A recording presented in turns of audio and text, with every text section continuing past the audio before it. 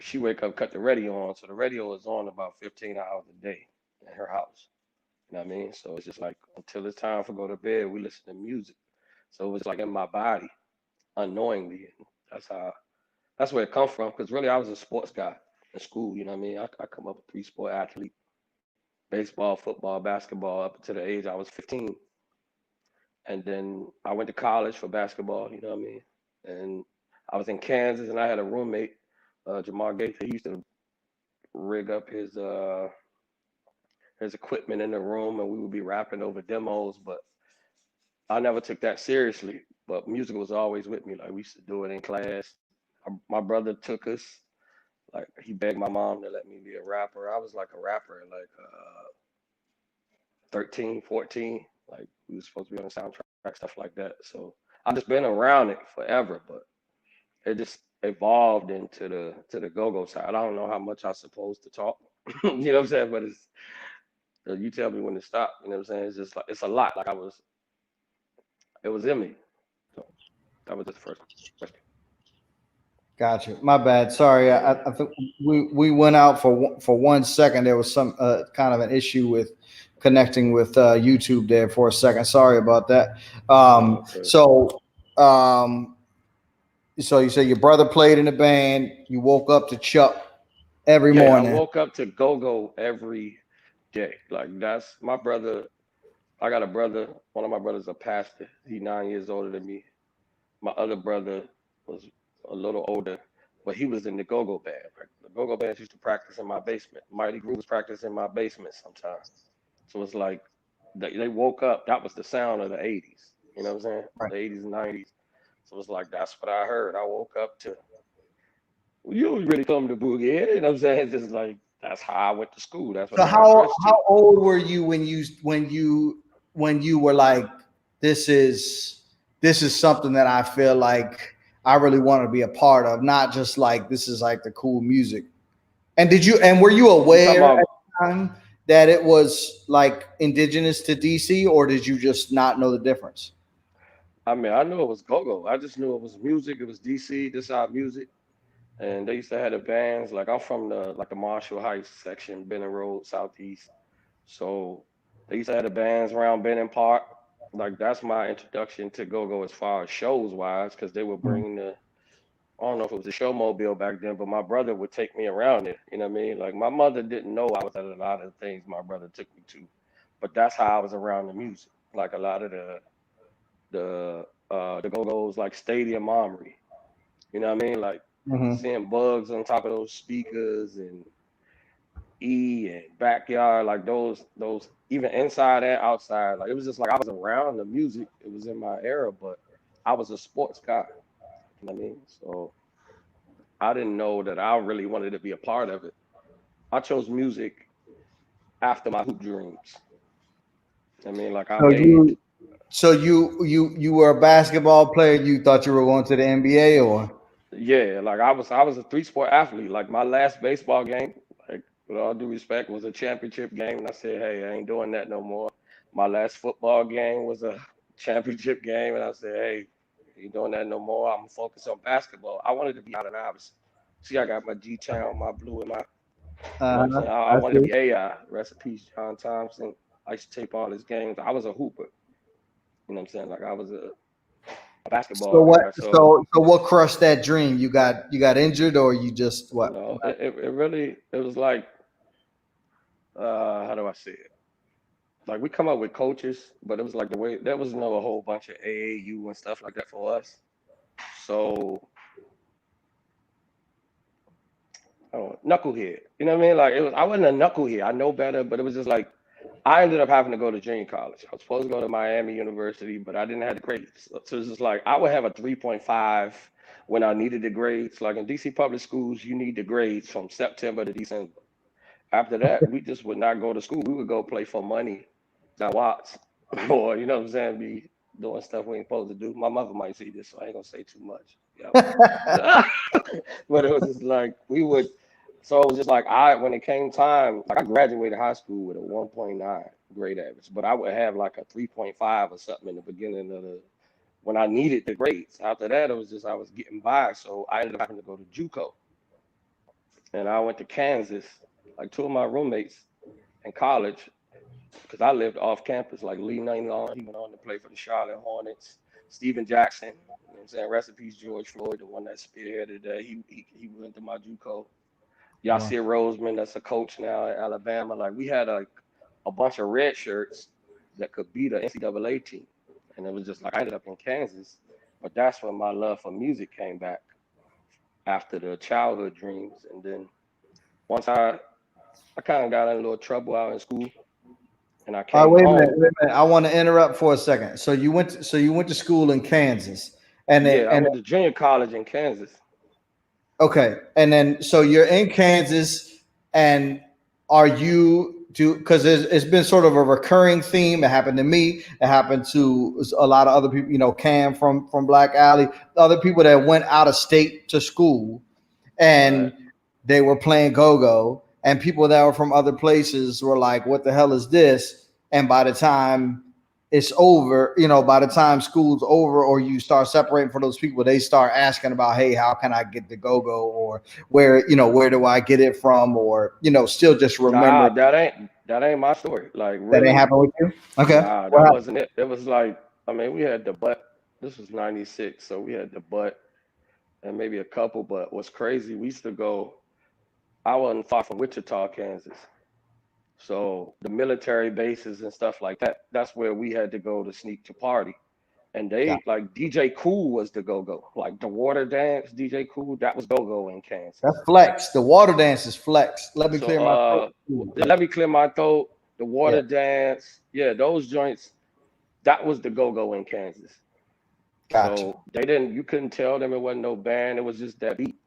You know what I'm saying? So gotcha. and that's how it went. But again, I was not all the way into I was a sports guy. I was a Right. rap guy. And I wasn't all the way into because I was also a drummer. Like I'm a drum Okay. captain. You know what I'm saying? My brother was a drummer, so it's like I grew up playing the drums. My other brother was a saxophone player. So all through life, like I stopped sports and marching band at the same time. I stopped everything. I was the drum captain. I was not a major, but the captain. So Mhm. I knew music through that, but I never got into trying to follow my brother to be a go-go drummer or nothing like that because I wanted to play basketball. And Gotcha. then after that, after I couldn't go back to JUCO, I was like, I'm gonna go to PG and do some more, maybe go to Howard. And then that didn't work out. My best friend died, you know what I'm saying, on the basketball court. I just gave it all up. I was like, you know what? I went and took a job at Up Against the Wall. I was like, you know, I'm gonna start making music again. So I went, took a job at Up Against the Wall because Howard, that's where all of the music guys come, the hip hop guys and all of that. So it was just Wait, like, so I wanna go a little I want to go a little bit slower. So your all right, friend. my bad. I was gonna say you gotta Yeah, no, stop me, it's all man. good because we want to get into I this. don't know the rules.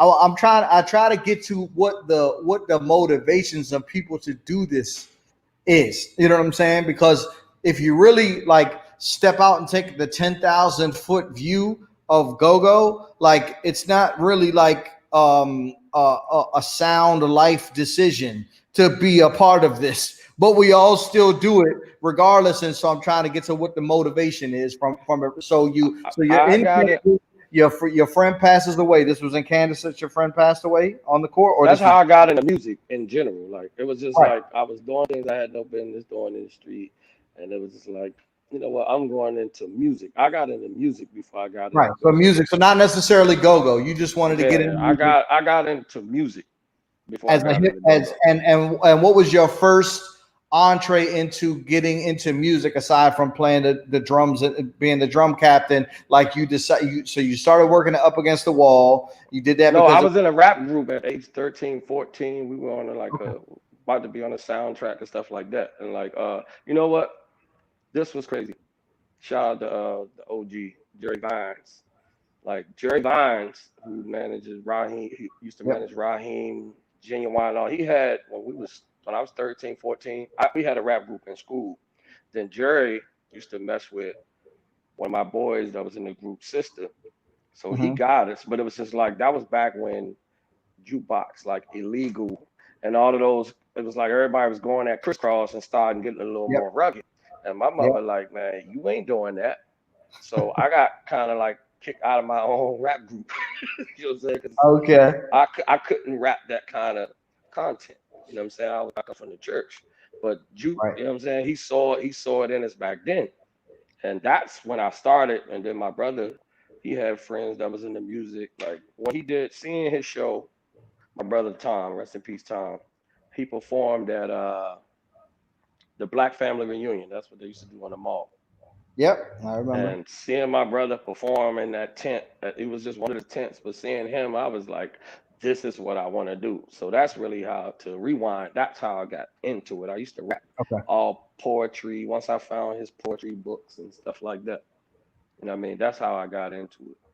Okay. So that was at 13. Yeah, that was 13, I'm just trying to get 14. the timeline straight Yeah, because even though, that's where I started trying to be a rapper, but again, these we had no popular rapper in DC that outside of DC that you could Sports look up. Radio. You know what Right. I'm saying? Like there was nobody that I'm watching jukebox and stuff like that, but that ain't what we do. So I was playing sports. So I wanted to be an Right. athlete. That's who make Right. the millions for Okay, us. so you got kicked out of the rap group because you couldn't be vulgar. Basically, you couldn't Right. talk I mean, about the street. yeah, I couldn't talk about street lyrics. My mother wasn't going for that. She didn't even want me Right. rapping for one. Yeah. Gotcha. So Gotcha. Okay, but so Jerry Vines was involved in that. You guys were almost yeah, on Juke. the track, but then you got kicked out. And so then we fast forward to later when you were in junior college, and then you sort of said, okay, I want to do this again It as was you're only coming home because from it Kansas, was right? because like you go to Kansas and you see the other coaches. Like I got picked up. My assistant coach picked us up, and they blasting UGK. So I went to school with guys from Texas, Atlanta, Alaska. So they rapping and freestyling in the dorms or in the break room or in the locker room. So I'm like, yo, I can do this. So I started doing it, and they like, yo, you hot. So then like I said, Jamar, he from Highsville. We would go by the instrumentals and like he made this makeshift studio in his dorm, and it was just like they used to call me Scoop in college because like I stole like Kurt Smith. Shout out Kurt Smith. I stole his scoop shot, like that little flow that he do. So it's like I got off the plane and beat the whole team in Timberlands. Like that's my DC story too. So they called me Scoop from that. So that was my rap name. I don't know Okay. where it came from. They just started calling me that, but we would literally go to the dorms and just that's how I know about screw music and chopped and screwed and UGK and all of that stuff. Like, and then it would be Texas boys versus Atlanta boys. So Outkast, and it was like I was in the music business and just that kind of Let me ask you. opened my eyes, I guess. Yeah, I was gonna say, let me ask you a question because I feel like that is important to the story of people that are involved in go-go that have sort of like thought outside the box a little bit in terms of what go-go is and what go-go can be. Is that most of us have been exposed, lived in other places, and been exposed to other cultures at some point in time. And we'll get to we're gonna get more into your op-ed later, but it seems like most of the people that you're sort of describing in your op-ed that are very reluctant to see go-go presented in any other way than the super pure uncut version that's from DC, generally speaking, you know have not had much exposure to other cultures outside of DC. Would you say that is a fair assessment? Or I mean, it depends on the person. Like I can't right, really say I'm that. just saying generally Oh, speaking. I'm you not saying talking about the every single person. fans? Maybe, Yeah, I'm talking maybe, about the yeah, fans. maybe a lot of the fans, yeah, but again, a lot of the go-go fans went to black colleges and HBCUs, and they went away from here. It's just Right. go-go was us, almost just like a second line is to New Orleans. So Right. it's just we are protective and we overprotective, but it's like we want the approval and appreciation and acceptance from a genre and other genres in a business that we haven't jumped into. But I know you said you're gonna get into that, so Yeah, let's now talk we're about gonna get into we're gonna get more into the business stuff later. But I didn't want to totally interrupt your story. I just wanted to see if that that. point, if I was right on that point. So okay, so all right, so you come back. You're at up against the wall. You start making music again, presumably rap at this point, and then what happens? I started doing shout out Al Nice, DJ Al Nice, but he was my boss. He was my manager up against the wall. And what it was, and Jawad, like Jawad Young, he was my other manager up against the wall. It was like I'm just in there selling clothes, trying to be around Howard to see how I wanted to be Diddy. You know what I mean? I wanted to be Jay Okay. Z. I wanted to be Master P. So I'm just up there where I guess homecoming season, like right now, outside of COVID, everybody would have been up and down Georgia Avenue. So Right. I was like, man, forget this street stuff. This ain't even me. I went to that. But what it was, those New York dudes used to come down to the store that, you know what I'm saying? Because they used to have DJs in the store at Howard, and they used to come down there rapping woo woo woo. So one day I was like, I stepped up. And so I used to battle the New Yorkers. And Okay. that's really if that's where the main beginning, you know what I'm saying? Some may dispute, but they started doing the open mics outside up against the wall because it was just like we used to battle in the store because it became a best kept secret between like Jawar and Al. They would be like, man, go get your man from campus. Woo, woo, woo. We got man in here from DC, and nobody knew DC dudes cared about bars and all of that. So Right. they would bring a dude down to the store, and I'm saying I like the match. There you go. And All right. it became that. But after a while, it was just like, all right, I learned this business, and I left there. I was like, that's where I met Chucky Thompson. Actually. Shout out Chucky. I met Chucky Thompson up against the wall. Okay. Yeah, so How did that happen? And how did you meeting him up against the wall? Because sort of a through line I try to make throughout this series is there seems to be a within the go-go community or just the DC music community, there seems to be a disdain for people who have created relationships and leveraged those relationships to success.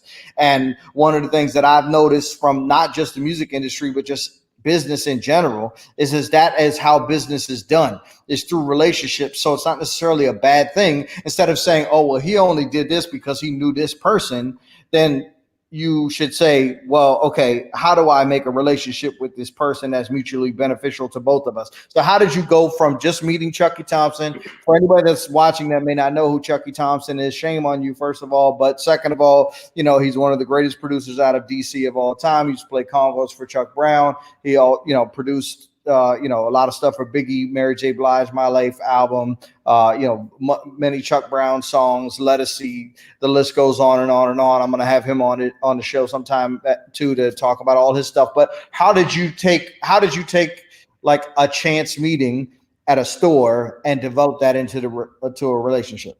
that was all through Jawad. Like I said, my manager, Jawad Young, who I knew from the mayor's youth leadership work program, but we ended up linking back up against the wall. He was a songwriter and working with Chucky. Okay. And he was like, yo, after I started rapping and doing stuff, and then I was like, all of those up against the wall radio commercials in that era, that was me. I was writing all the radio commercials. Then when they started doing up against the wall radio, playing it across the country, that was me on all of those. So it was just like, yo, Chucky. Chucky came in the store one day, was like, yo, you gotta meet my man Kevin. And Chucky was like, yeah, you know what I mean? You got these in a 40? Like, you know what I'm saying? He didn't want to hear that. Like, he didn't want to hear that. So it was just like, yeah, all Right. right, cool, but I'm here to shop. Oh, your Right. man rap, cool, but I met Chucky. I said I met Chucky up against the wall. That's not how we started working together. Okay. So after that, it was like, again, it was just me and my little Southeast DC ego. I didn't need that job. I did not go there for a job. I went there for relationships to meet people. So it's Right. like once I started feeling like I'm just working the job, it wasn't even fun no more. So me and Al, you know what I'm saying? It was just like we bump heads one night because it was like mop the floor or do something, and it's just like, oh, but that was just me. You know what I'm saying, young and crazy. But like I say, shout out Al because that was a big part because he pushed me to a lot of people. But I was like, you know what? There's another level I need to learn. That was from me doing a lot of studying. So I went to Kemp Mill Records. I was like, I'm gonna go get a job at the record store. so I can learn that side of the business. And that job is what it's a long story, you know what I mean? So you tell me how long to talk. No, But you we know, got plenty of time. I'm just over. I stopped talking because I'm a little envious because I'm from Annapolis and I always was trying to get a job at Tower Records. That was always where and I never could get. They would never hire me. So how'd you get hired at Kemp Mill? Because you're not yeah. the first person that's been on the show. I walked in Kent Mill F Street and I asked for a job application. Dang, I guess Like you. I just went. I said I want to rec at a record store. I want to learn that side of the business because it's like all right. Because mind you, I keep saying I wanted to be Master P and all of that. So Right, right. he come from selling his own CDs independently out the trunk. So I need to know the price points and all of that. So I was like, you know what? I ain't gonna meet nobody and get signed up here. Let me go learn the business side. So I went to up against the wall and I That's asked an for an extremely important lesson to what. How old were you at this point? What year was this? Do you remember? I feel like this was 2001, maybe. Okay, I so think it not was yeah. 2000, So maybe 90, maybe 98. I don't know. Like I'm doing my own documentary, so we like putting all the receipts together and putting the timeline yeah, together now myself. nah, I hear But you. it should be around 99, 2000 maybe. When Jay-Z Blueprint album come out or Jill Scott It's Love. Like I sold all those albums. Kelly Yeah, I Price. think that was like 97, 98, if I'm not mistaken. Well, Nah, no, it's a little Blueprint later was than that. later. Music Blueprint Soul was Child's later. first album. Like I Yeah. sold all of those albums like right downtown on F Street, and it's crazy. Shout out Nico. Nico and them used to be across the street, Metro Center with the Gogotalx. Yeah. You know what I'm saying? Like, Yeah, so but that was probably 99, 2000 because I yeah, remember 99, 2000. Reasonable or in my lifetime was like 96. Blueprint came a couple Yeah, years after Blueprint that. album. I sold like we sold Blueprint. We sold Jill Scott Is Love because what happened was one of the guys that worked there. He was a songwriter. He used to always say he worked with Puff, woo woo woo, but his boy had a studio. So he took me over their house and I laid something down at their house. What happened was the dude cousin was happened to be kin to somebody that worked with Pras. So that's how I ended up in New York. From the That's what food. I'm saying. I don't know if I'm trying to get back to Chucky basically so we can get back to Gogo. Because Chucky brought me No, that's all right well because no. this is not. I mean, this is about go-go, but it's also just about the music industry in general. The whole point is to draw the Okay, connection I left between it. Like between go-go and the greater music industry. I ended up working at Kent Mill and I got a job for MCA Records. Doing what? It was like this is back uh when the albums come out, you would have to go to the stores, put up the posters, they send you like 90 copies. Merchandising. Yeah. Uh-oh, we lost your audio. You got me? Yeah, you're back now, but I don't know if Scooby bumped the camera or something, but yeah, Nah. somehow you lost your audio for a second and then you started shaking. Yeah. All right, so you're working at MTA doing the Yeah. merchandising. You're Yeah, in. merchandising. That was the job. But I just took it just to say I work for a label and learn that side of it. It's like I took a series of jobs to learn the business on all sides. You know what I mean? So Mhm. I would be in New York. I can say this now, statute of limitations, but I would ask some young ladies I know that, hey man, go to the records, go to Willie's at Iverson Mall and count, see how many common CDs they got, and call me and tell me. I'm in New York somewhere, like you know what I mean. But it was paying, and I was getting we was doing those conference calls, and that's how I was learning.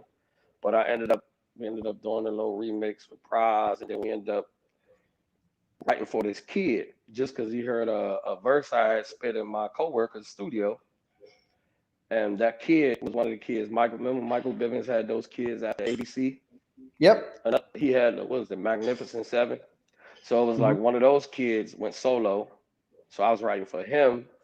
And then his producers dropped him. And next thing I know, because I was still on my basketball stuff then though. Like I would come play at the farms and stuff like that, play with Watts, you know what I'm saying? Shout out to all those homies down Watts, Big Jeff. I was still basketball a little bit, but Gotcha. I went to New York, got a taste of that, and it was just like, this is really, really, really what I want to do. And then they fired the producer. And next thing they know, it was like, yo, you ever heard a guy named Chucky Thompson? I was like, yeah, that's like the Dalai Lama of production from my city. I sold him some shorts a little while ago. Yeah, you know what I'm saying? But it was like we met again, like really in New York because he was up there doing what he do, and I just happened to work my way up to that point by chance, and we met in New York, and so like we came back down here is how it all cultivated over the phone and things like that, and it's like one day I had a game down the farms, down Berry Farms for the Goodman League, and Chucky picked me up from my game, and we went by Kurt Ball's store, went to New York. He dropped me off at Nashim House, was another one of the bad boy producers. They just left me there all night. Then picked me up in the morning. Wait 1 second. Wait 1 second. Because context is important. So you met Chucky as a retail person at Downtown Locker Room, even through a Up warm. against the wall. Say it again. Yeah. Yeah, I met him at up against the wall. Yeah, and up against, what did I say? Downtown Locker Room. Sorry. So you met him at up against the wall, but you were a retail person, and at that point he sort of brushed you off. But you met him again, not brushed you off, but didn't like move the conversation. Yeah, it was like that. It was like that's not why I'm here. Right. But then somebody. But it so happens, like as fate would have it, as they say, I ended up by some of the moves I made and jobs I took. Somebody else put us together in New York. That's not even from Right. DC. And so the point I want to make there is because this show is supposed to be instructional to people that are trying to be successful in the industry. You know what I'm saying? And Right. go-go or otherwise, but mostly go-go. And I feel like there's a lot of misinformation about what expectation is and about what people are entitled to, because they play an instrument or they are in a band or whatever. And I want to draw the contrast between the fact that you were introduced to the same person in one setting and it had one result, which was thanks, glad you rap, but give me my let me sell me my hoodie right now. But when you were introduced to that same person again in a different context, which is I'm a musician, I'm in New York, I've worked for this label, I've got something going on, then the situation became different. So when you met him in New York, what set the stage for like what that went like, and how did that turn into him picking you up from the Goodman League? And it was like, I mean, they introduced us, what I'm saying? Chucky tell the story better, but it was like I like trench coats and my collar popped and all that. That's how people used to call me Kanye, but it's like I had my trench on, just my DC. You know what I'm saying? It was just right. And he looked at me like, man, you got him. So he's like, man, who's this little nigga think he is? Like with this trench coat on, and it was just like he felt like home, but the music made sense. That's the other thing. It wasn't just because I felt like home, like my music and my work ethic, my gift got me there. And it was just like, okay, cool. So we worked out a deal that, hey, we want him as the writer. Chuck's going to be the producer. So again, he ended up picking me up from the Goodman. They dropped me off. I don't know where they went to work that night, but they came and picked me up. And then I went to Chucky's house. Okay. You know what I mean? Like we went to his house and he just left me in the basement one day. Like, and he came back and I had a 6-song demo done. I had that kid's whole demo done. Like the joke was his wife and them didn't even know I was there. Like the joke I always mess with them about is I was like the people under the stairs. Because one day I came up knocking and it was just like, who was this dude in our Who's this guy, basement? right? Yeah. And it was, but when he got back, I had this whole 6-song demo done. So we went to the Sony building and next thing you know, we ended up like meetings with Dame Dash, Aaliyah, Jay-Z. It was like a bidding war for this kid after we got these records done. And that's how I got into the game, like writing for kids. And that takes us up to about 2002 maybe. And then I still wasn't, I was going to the go-go, but I used to love DC Live too. It's like, I like the club. That's what, it's a long story, man. Like, that's it good. all tied together though, you know what I'm saying? But I used to go to the go-go, but I was not working in it. Okay. We at 2002 right now though.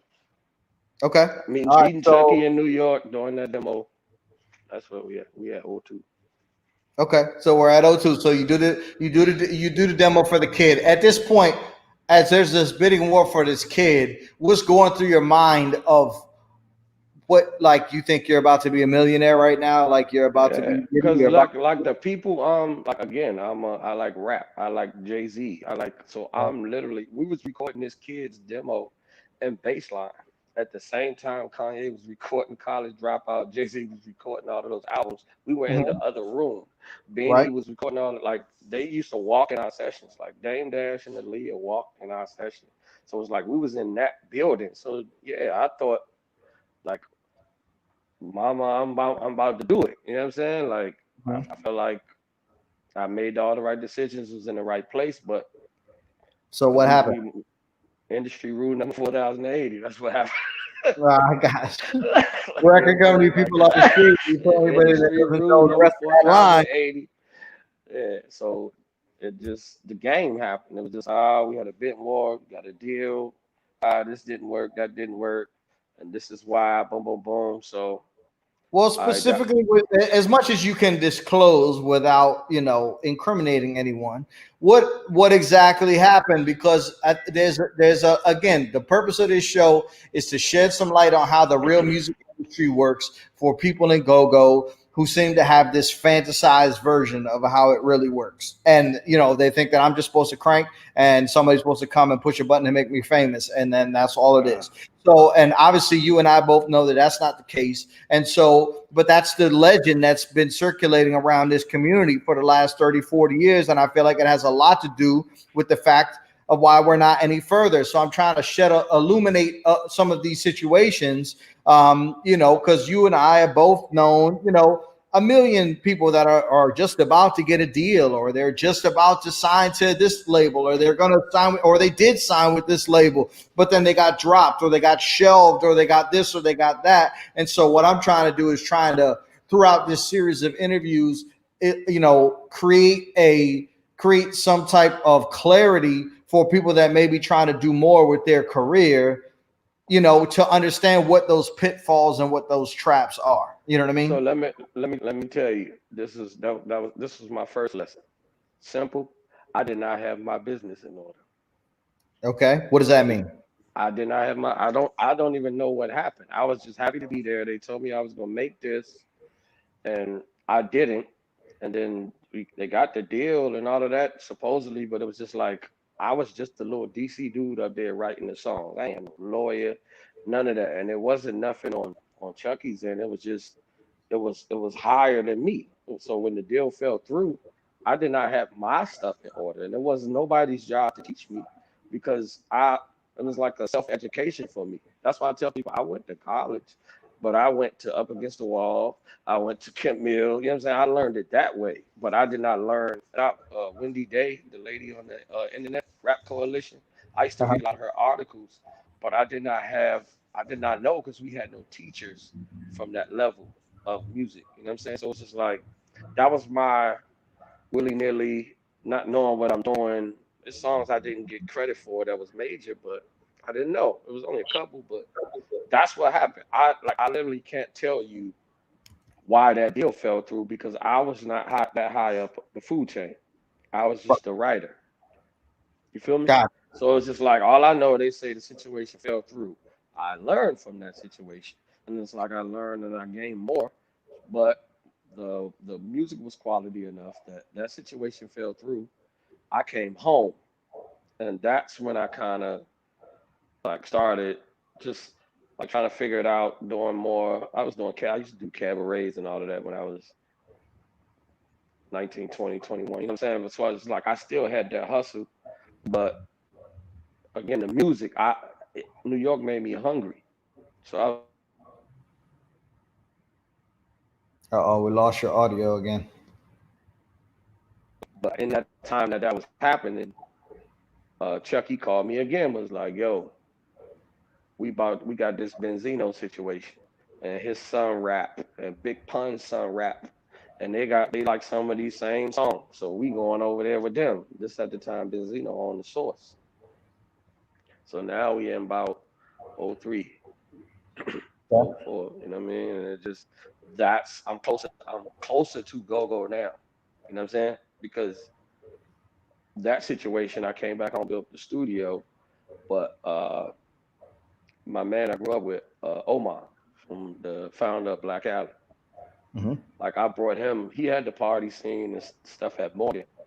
I brought him over, like, yo, I'm gonna make you kind of like Dame Dash or something like that, because he had that social thing about him. So Yep.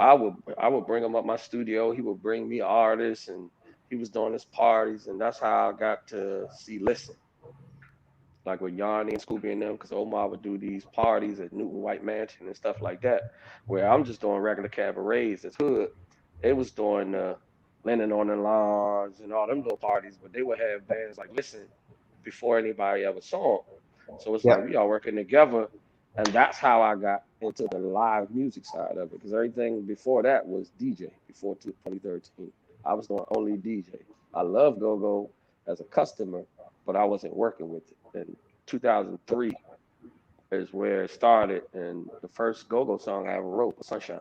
Me and School. Right. So when was that song written? 2003. That song was written in 2003, but it didn't Yeah, come out in 2003, right? It came out a it little later than was that. it was Sunshine was never supposed to be our song. It was written for a guy named Sean Kane that was signed to J Records. It was like a demo song. And by Hmm. meeting School through Omar, and we we just started like trying to work on records. And School called me one day, was like, "Yo, I got this situation for a guy that's on J Records. Like, come through, write with me." So we went over there. We wrote a song. It wasn't a go-go song. It was no congos, no nothing. It was straight R&B for somebody on J Records. Gotcha. They was like slow-footed, like the industry is.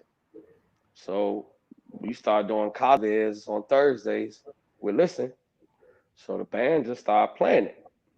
Because really, Sunshine, like to give y'all a little bit of history, Sunshine was actually a double meaning song. Hmm. Like it was about anybody could be your sunshine, like he says, but Scoob's son, It's the who is fun. now like our lifesaver almost, like he wasn't even born when we wrote the song about him. But now he's doing all our sessions and all of that. But it was really about just it could be like the person met a girl or someone had a baby. Or it could have been your mom, you know what I mean? The way he explains it. But the child thing took off because everybody got kids and you put your phones in the air and scooping them added the reggae. So it took a life of its own through the listen circuit, but it was never supposed to be our song at all. Gotcha. Well, that's a sort of a songwriting trick. Is one of the things I admire the most about Jay Z is that almost every song, every lyric is a double entendre. Like you can hear it one way from a street level and hear it another way from an intellectual level, and it's you can receive it in two different ways, and multiple people of different ilks within a Yeah, society can understand it bro. in a different way, and it's still relevant to all of them. I think that's great. Dope. So okay, so you write Sunshine, the band starts playing it, and then what happens? I mean, that was just like the listen parties. We was doing the listen parties, and then we kind of split, and then we all started doing other little things. But I was still working in the music game and running my studio. But I started working on the Benzino album. You know what I mean? After I was writing for his kid and Big Pun's son, we did the Benzino album, like that album that had Rock the Party, Shake the Party, like the Yep, I video remember with him that. and Lisa Ray. Like that's Yep. that's that's my old stuff. So it's like we did that, and then in between there was and Nesby from Sounds of Blackness. That was Yep. actually the first song I ever got published. And Nesby, Sounds of Blackness. But her the song was called Make Me Better. Mhm. So again, this is me learning, not even paying attention. That was the very first song I wrote for anybody. Chucky was like, "Yo, can you write gospel?" I was like, "I grew up in church." He was like, "All right, we going to the Sony building," and we went and we sat with her, did the song, and I found out a couple of years later that that song was nominated for a Grammy. That was my first Grammy nomination, gospel, So wait a minute, slow down for a second. So you said that was the first song that you said ever was published published. by anybody. that was published. What is that? What for people that aren't in the industry? What does that mean? Meaning it actually came out. Like it was a CD, had a UPC code, radio, like it came out. Like So it was meaning released. I had written So, songs. First song I ever wrote for somebody directly was Yanni. That's a song I got in my archives that was for her that she liked. We never put it out. And then I might have did one with Scooby and his cousin Shantae. But the mhm, first song that ever went into stores for retail, published, barcode, and it wasn't. What's crazy is she even named her album after that song. Her nice. album was called "Make Me Better," and then we just look up because again, I'm learning. I didn't know nothing about publishing. Like I'm self, not self So just promoting, and that don't make just so sense. I But understand this timeline though, by the time this happened, you had already written for Benzino's kid, Big Pun's kid, Benzino, and yeah, for the kid that was with Michael Bibbins. So you had done all of that, written all of those songs, but after that none of happened, them came out. none of them came out. And Nesby And came out first, and then Benzino album came out, and I had about six on there. You know what I mean? I had six songs on that album, but what happened was he came out like he was woke. Like, you know what I'm saying? Shout out Benzino, Dog, the Boss and Homies. He was going at the way Kanye is going at the music industry. Benzino was doing that back then, and they ain't like right, it because he had a publication to do it. right, So he ended up going at Eminem and got blackballed. Because I have yeah, people like, who are you? You can't rap good enough to go at Eminem, but everything he said was right. mhm, So in turn, that album got blackballed. So, but the all those songs came out. Like the album is out. It's the Redemption album. There's a lot of people on there. It's a lot of it's a good album, but it's just that our people in our minds for what he was saying back then, he was ahead of his time saying, look, man, you guys are letting this guy get away with stuff that we can't get away with saying, or this right. Eminem get to say stuff that certain artists can't say. And it was just like nobody wanted to hear that at the time. They just looked at him like, dude, who is you to think you can go against Eminem? And he wasn't trying to battle Eminem, he was battling the system. Right, right. So Okay. that album got lost in the shuffle. But all of that was the same 03, 04, that same window. So I'm trying. I want to give people sort of a sense of the amount of work that it took for you to get to a certain point. So you had already like thrown a bunch of parties, done cabarets, worked with Listen. You wrote what, like 8 or 9 songs I was at least. doing it at the same time though. Like I would come home, like after we shuffled around Reggie's, a few venues, like we did Achilles. It used to be 2K9. I remember. Like I would go there, like really, I used to have it on Mondays where we had Listen and the Clips, Listen and Mary J, Listen and Yeah, Music Soul Child, all of those events. But then we yeah, moved to Friday. Shout out to OGs, Bink, Gill, and Spoon. We combined from rallies. We all combined and started doing it together. And then we started doing the parties there. And then shout out Jamal and Lou. We the Kanye came and played with Listen at our spot. But I remember that. what happened was I would come home and do those parties on Friday, and I would get back on Amtrak Saturday morning. I'm going back to New York. Right, but you're writing. You've written. How many songs would you say you wrote and were recorded but never released before the Ann Nesby song came out? For somebody, oh, only one. I wrote for Yanni, and like we never, you know what I'm saying? It was just like I had just met her. I wrote a song with her called Sorry. I think I did a song with Scooby and his cousin. It was called Right. uh I'm Not Ready. No, that was and Nesby was through Chucky, but it was like the 6 songs we did on that. So it was probably about 8. I didn't write more than 8 songs before my first one was published, and then I found out I Okay. was Grammy nominated. So I want Got because I it. Okay. never For wanted to some reason, be the a way writer. the story went, I thought you had written probably like 30 songs before that Nah, one I happened. had never I never wanted to be like to this day, I'm just starting to focus in on songwriting and producing in my 40s because I never wanted to be a writer or anything. I wanted to be Jay-Z. I wanted to be Diddy. I Yep. wanted to be Master Right. P. I Right. wanted to do both. I wanted to be a mogul. And it's just Yep. like it it, it, it evolved that way because somebody would hear something and then be like, hey, I want one of those, or somebody will hear something. But I never like slept on couches just to be a writer. It was all like I'm a rapper. I still tell people I'm a rapper. Right. It's not a cool thing to say, but I'm a 42-year-old rapper. That's who I wanted to be. And it just those songs just happened to happen. I was not trying to be a songwriter ever. Gotcha. Yeah, me either. But like, welcome to DC. Hey, but that no, but that was Anyway, against my better judgment. Had I known, I would have put more into that. Now that I know what I know, that's why I said I was just young. right. That was my education. I was figuring it out as I go. Once I figured it out, Mhm. and I was already in the go-go matrix, but I wasn't in the sunshine. Was at the time was I guess a novelty because I didn't do a bunch of records for go-go. I didn't do my next go-go record until 2007. That was Chuck Brown. Right. So that's another 4 years. So okay. So let's get into that. Yeah. So okay. So 2003, you say is when you wrote Sunshine, the band started playing it, and then what year did the Ann Nesby thing happen again? It was nominated for a Grammy in '04, so I guess it came out in '03. Okay. So oh But 03 and in oh. between that, it was the Bob Johnson situation. Like Chucky brought me into a situation with Bob Johnson. This when he was at the telling the BET and he had bought the Bobcats. I used to write for his son. This when Bow Wow and all them was out. So I was writing for his son, and then he ended up bringing me in to the table because I had a studio a block from him. He bought the. I don't know if you know the story of him buying into Marcus Johnson, the Jazz Guy Company. Yep. Three keys. Yeah, so it's like, yeah, he gave him a bag, stupid bag, and Super they bad. blew Yeah. it. You know what I'm saying? Yeah. Yeah. No, I ain't holding no punches. They blew the bag. yeah. And but what it was at the time, it's like, all right, I'm this young guy.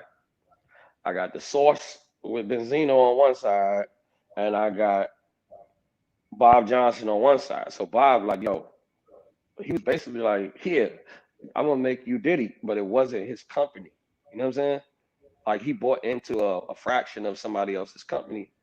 And those people were like, who is this young dude? Because I had no name here in DC because Mhm. I was gone. You know what I'm saying? Like that, but Right. that cost me because I used to be like, man, I call myself sneaking out of here. I wasn't really, because nobody ever hugged us in no industry. There was no Wale, there was no DMV rap scene, wasn't none of that.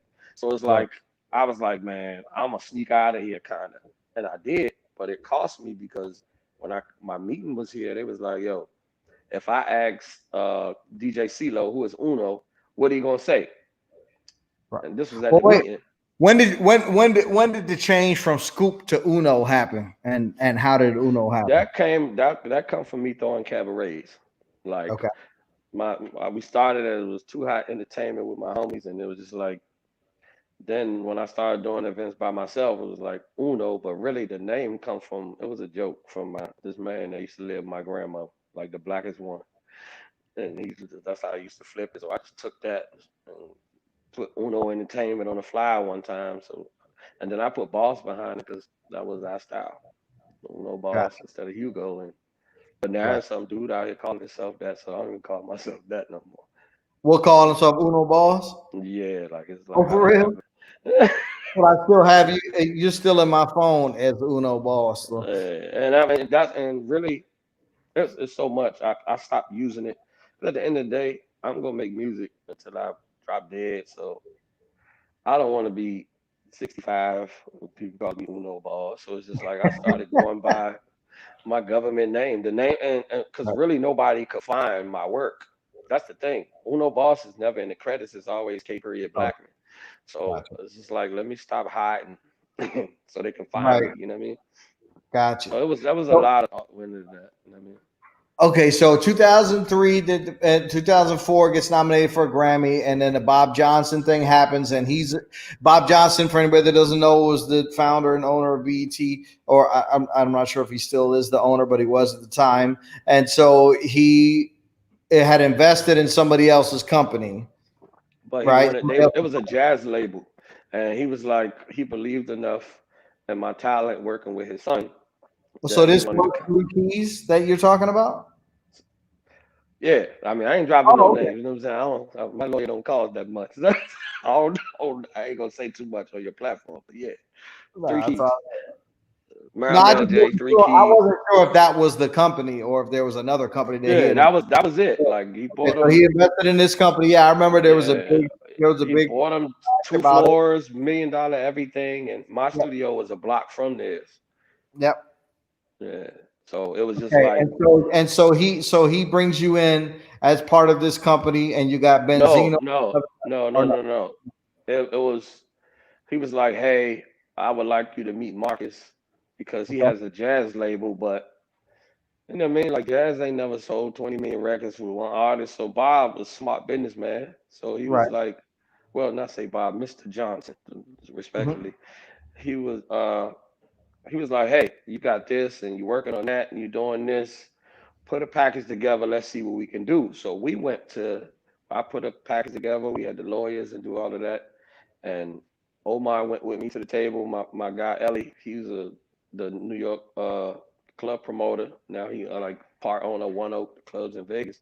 And we Mhm. went There's and we one out sat here down. too. I put a whole CD together, and I had the rappers I was working with. I had Scooby on the CD, Yanni on the CD. We had neo soul artists from New Jersey. We had a girl from Chicago, and we went to the table. And Bob was like, "Yo, this is amazing," but Well, when you Marcus say had go to the table, I want to make sure people that aren't from this business understand what you're saying. When you say you put a package together, you basically put a CD together of all the artists that you were working with, and then you say when you went to the table, you went to the table with who about what exactly? that's like Mr. Johnson took us to the table. Like he said, We lost your audio again. Can you hear me? Hello? No, see, Scooby phone is connected to this joint. Godson, Oh, so you got Scooby's phone and it keeps cutting you out? Is that what's going on? who's on the phone? Like, I don't know who's on the phone. Man, Godson. let me All right. let me take you out and and try to bring you back in again. No, no, I'm about to hang up. This is she. I'm about to hang up. All right. Peace, King. I don't know what's going on. I'm in God's stuff, and now I feel like the feds watching me. This Let me let technology. me let me just because I still see you. Looks like you're talking, but it's no audio. Let me take you out and bring you back in again and see if we can get your side straight. Peace and blessings to whoever might be listening. Ignoring me.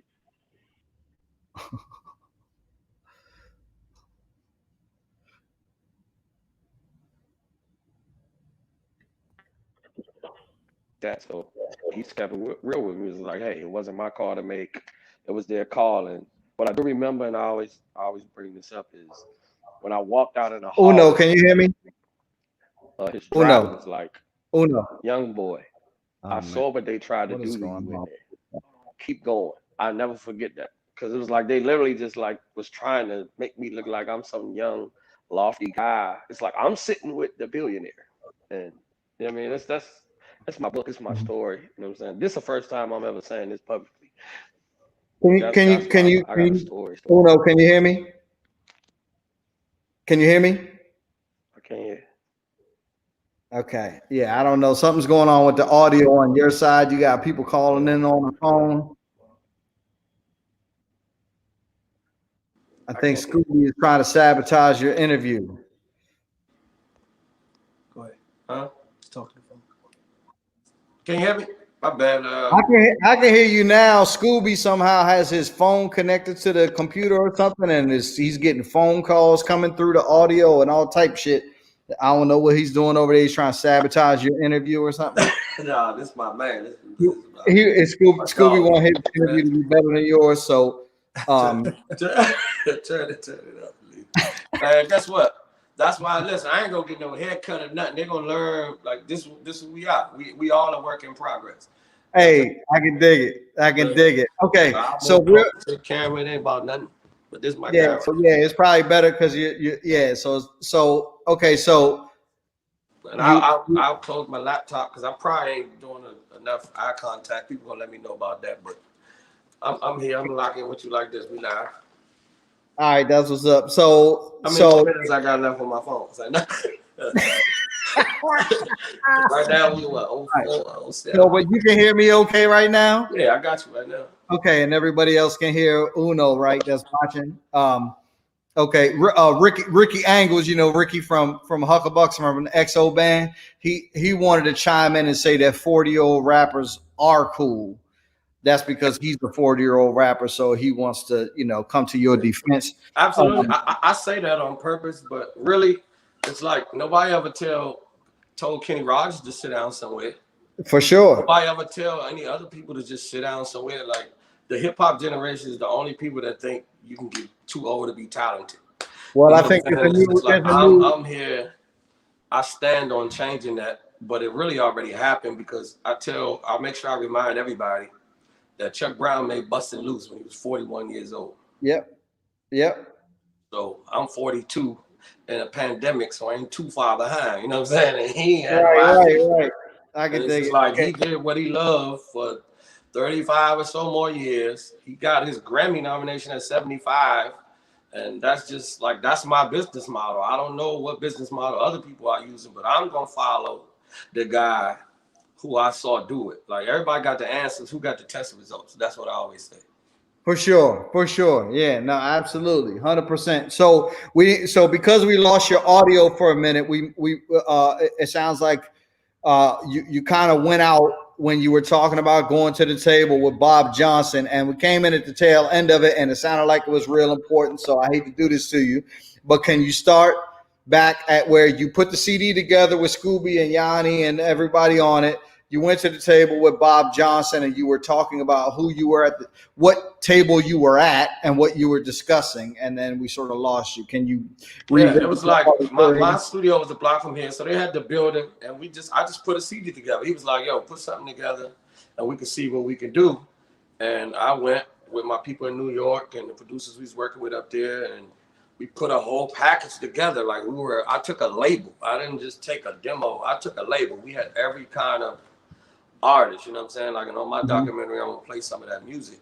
And some of the artists that we had went on, like the main female artist we had, she went and signed with DJ Clue.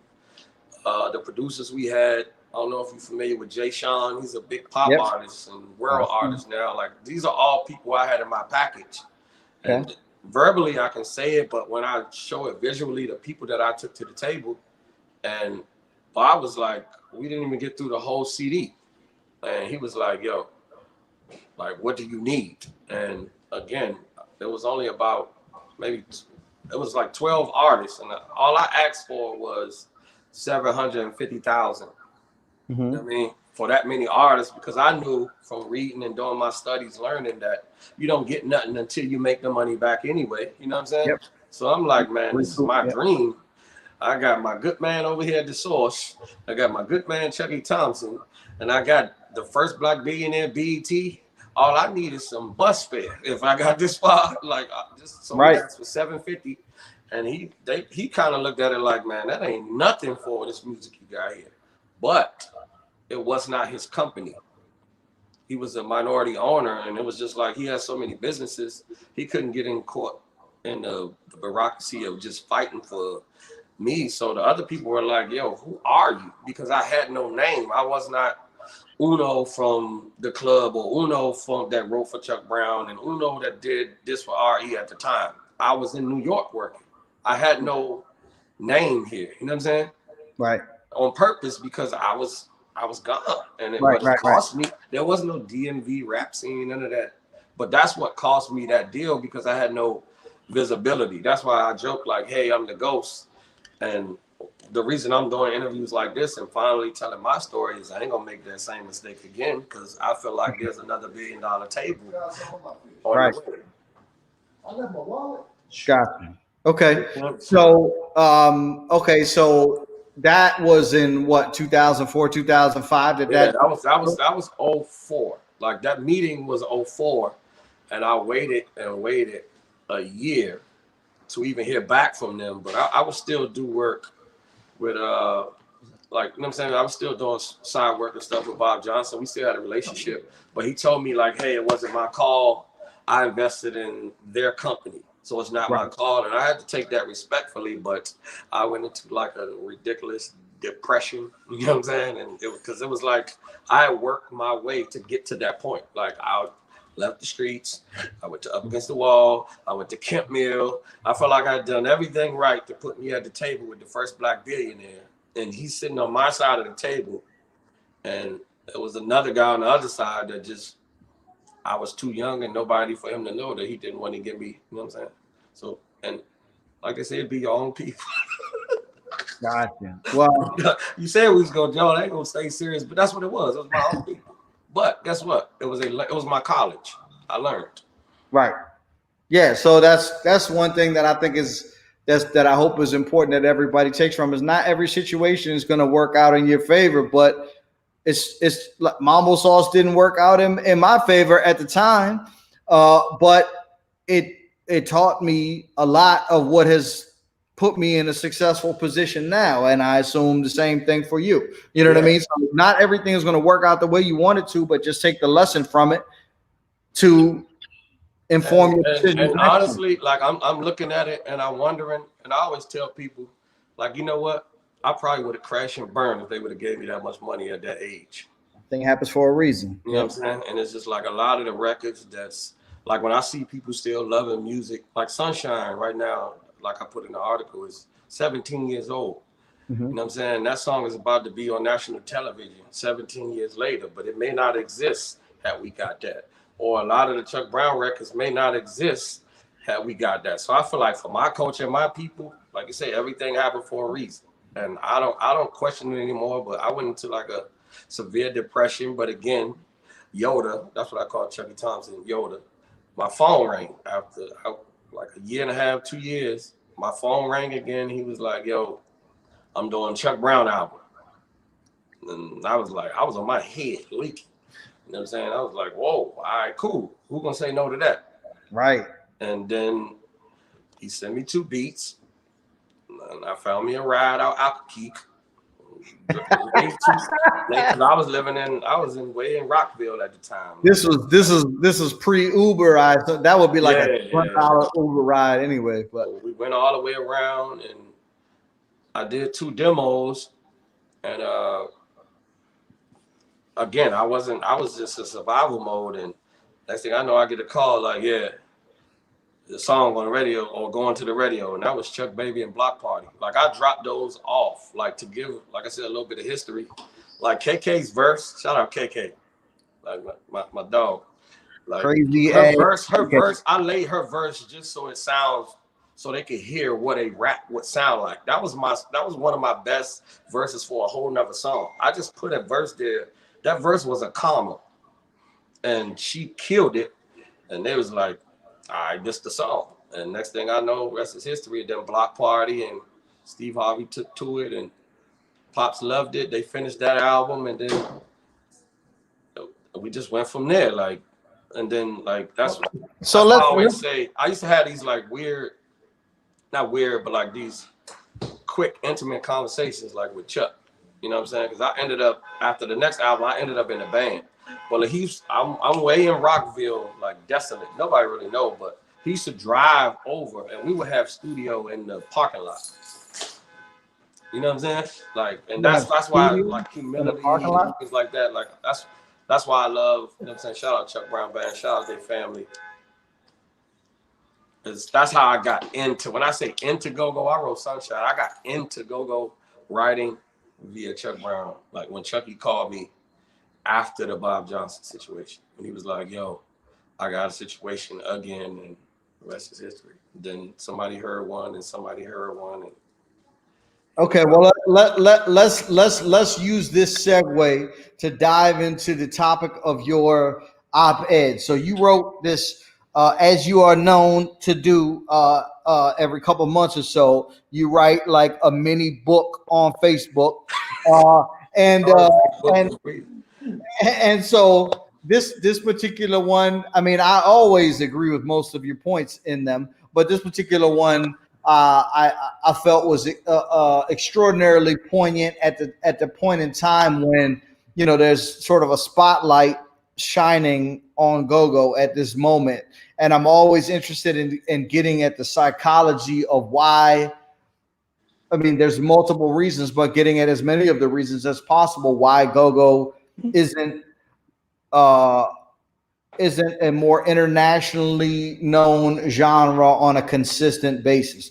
So you wrote this Facebook post, and I asked you if we could clean up a little bit and repost it as an op-ed, and I appreciate you doing that. I'm going to put the link in the YouTube description, so if you're watching this later, and it is called Gogo Purity versus Maturity, and in the article you go through these songs that you have written, and I think there's one that you didn't write, but the point is still relevant. You go through these songs that were written and what the sort of the initial public response to them was from, you know, the sort of hardcore go-go community, and what your thoughts on that were. So can you sort of go through, you know, like I can, if you want, I can just tell you the songs. The first one was definitely Sunshine by Listen. And can you just sort of paraphrase your thoughts on what the reception was and what the result was? They told us, like Sunshine, they told us it was too smooth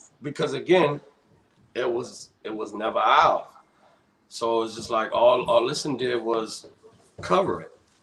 Like, so we wrote an R&B song for a band that was built on good R&B music, really. Like, you know what I mean? Like, I always joke with Scooby and other people that Listen's Go-Go used to be Fiesta, but the hip-hop version. They weren't even playing congos when we had them in the beginning. Like, they just was a turn-up band, kind of like The Fix or somebody like that now on top of that. They weren't They wasn't even in that lane, so we wrote the song for the lane of R&B. They played the song initially in the lane that they were in, but the song started getting popular, and it was just like, oh, that song too smooth. That ain't real go-go, because they used to say that to them about as a band. Like, they used to say, what is real go-go? What is real go-go? And it was just, huh?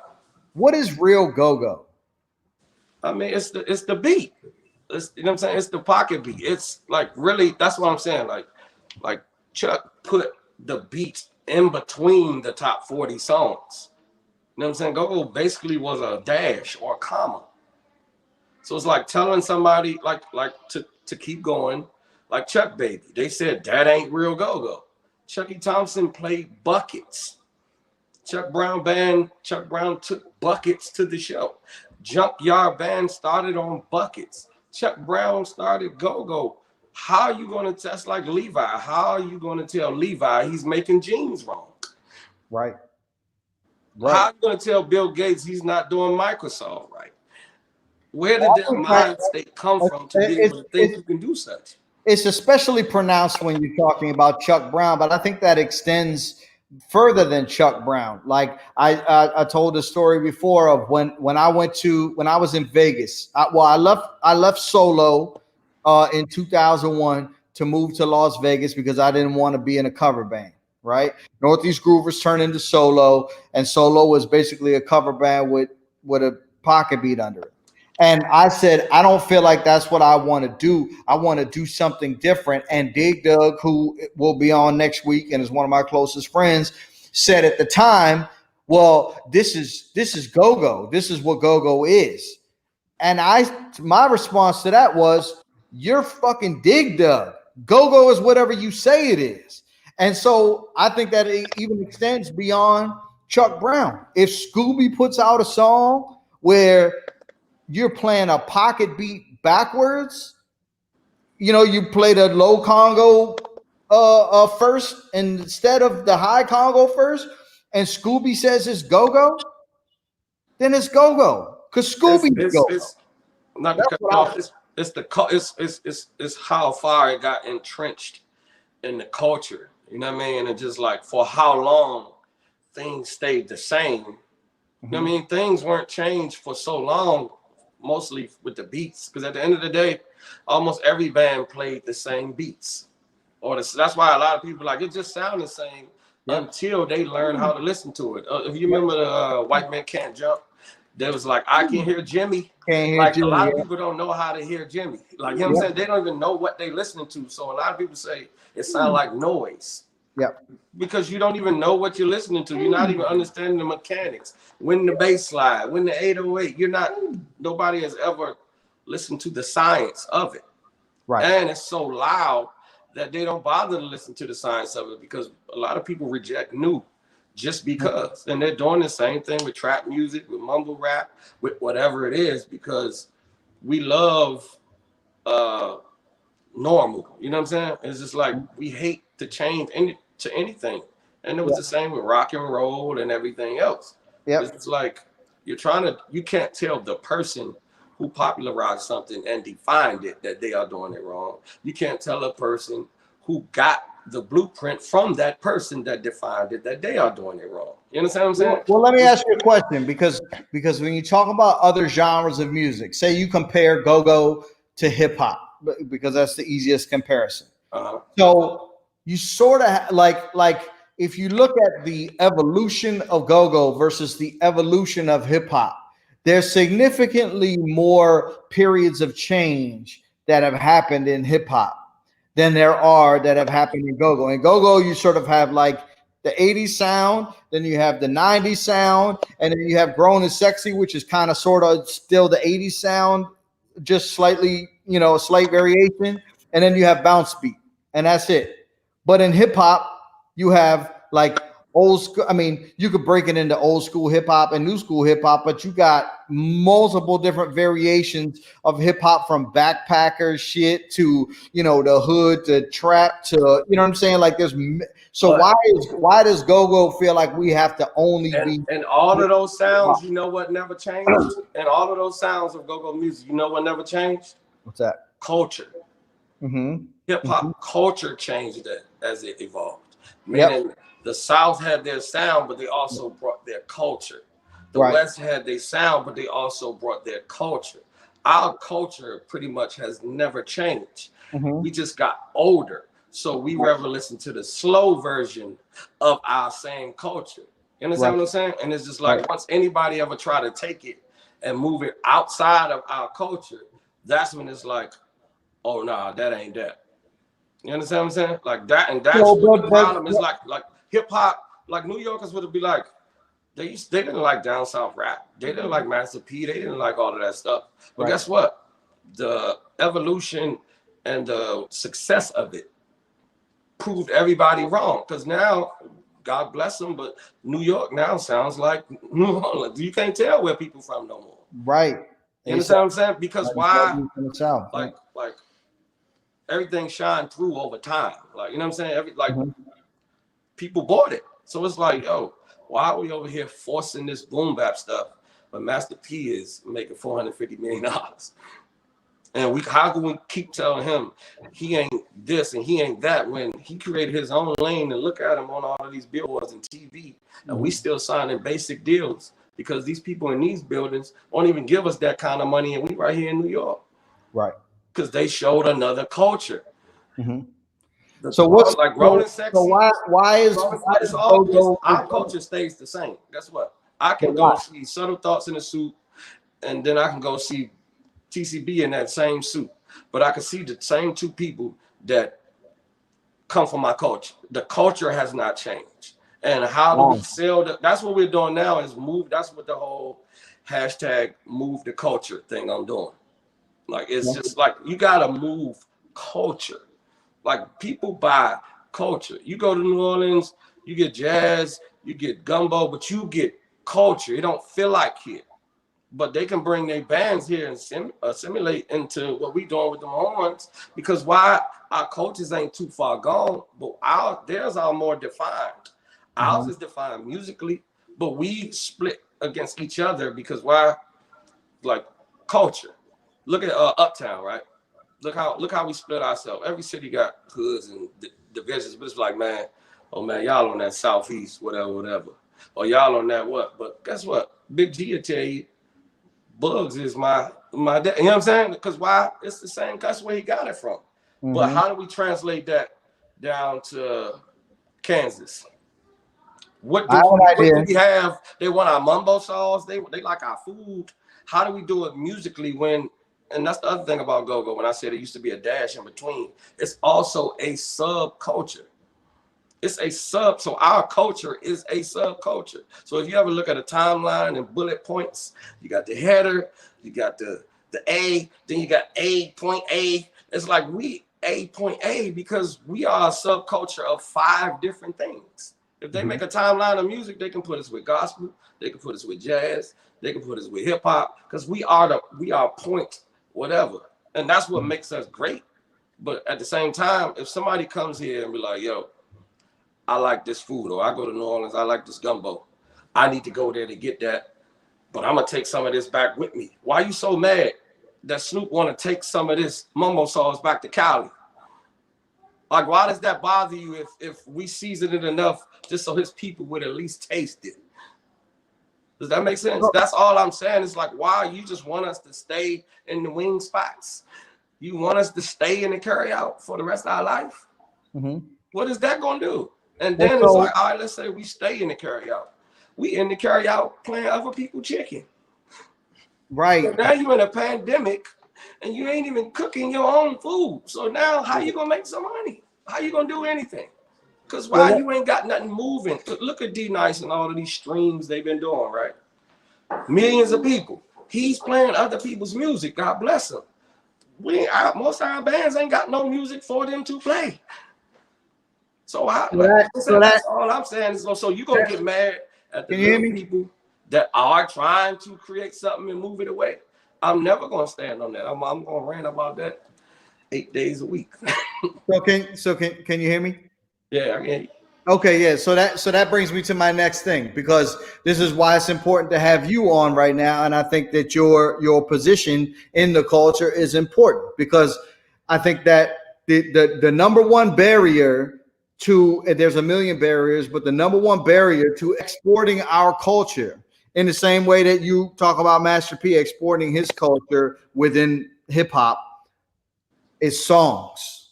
Because go-go is not built around songs, and that's what you need in this industry to guess what says, like, again, I said it was a comma, but who says it's not built on songs?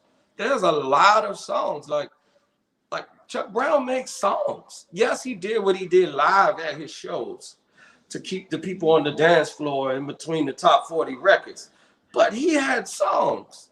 Right. He was a song. He made songs. The problem is people are not making songs. It's called go-go culture is great, but it's also called go-go music. It's called the music business. So make good music, make good songs, and it'll translate.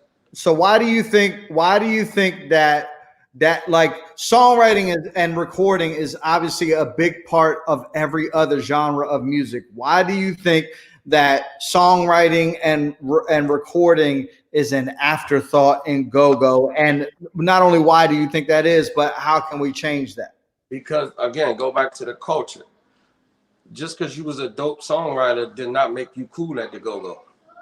Like, but you could be just the Congo player or the dude holding the Congo or get to stand on stage. That's our culture.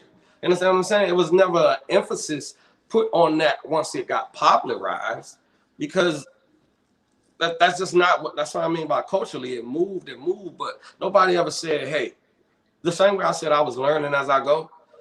We learned as we went. So it's just like it was no. That's why I joke with Scooby, like, yo, man, we what we doing right now might not even make sense, but we on some gambling huff right now. Like, let's create culture, and we might not even be able to reap the benefits of it. But 15 years from now, we're gonna focus on songs, go against everything everybody's saying, and let's solidify song culture in DC with our pocket. And that was never forced on anyone, because the cranking was so emphasized that the party's coming, people getting paid. It's like, if you ain't broke, don't fix it.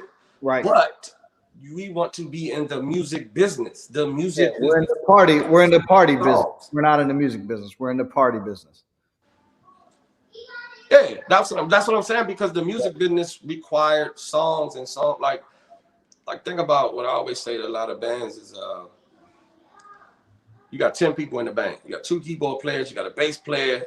Ooh, like y'all should have enough originals at all times. And the thing, what we did with Sunshine, it could have sucked, but we had a focus group.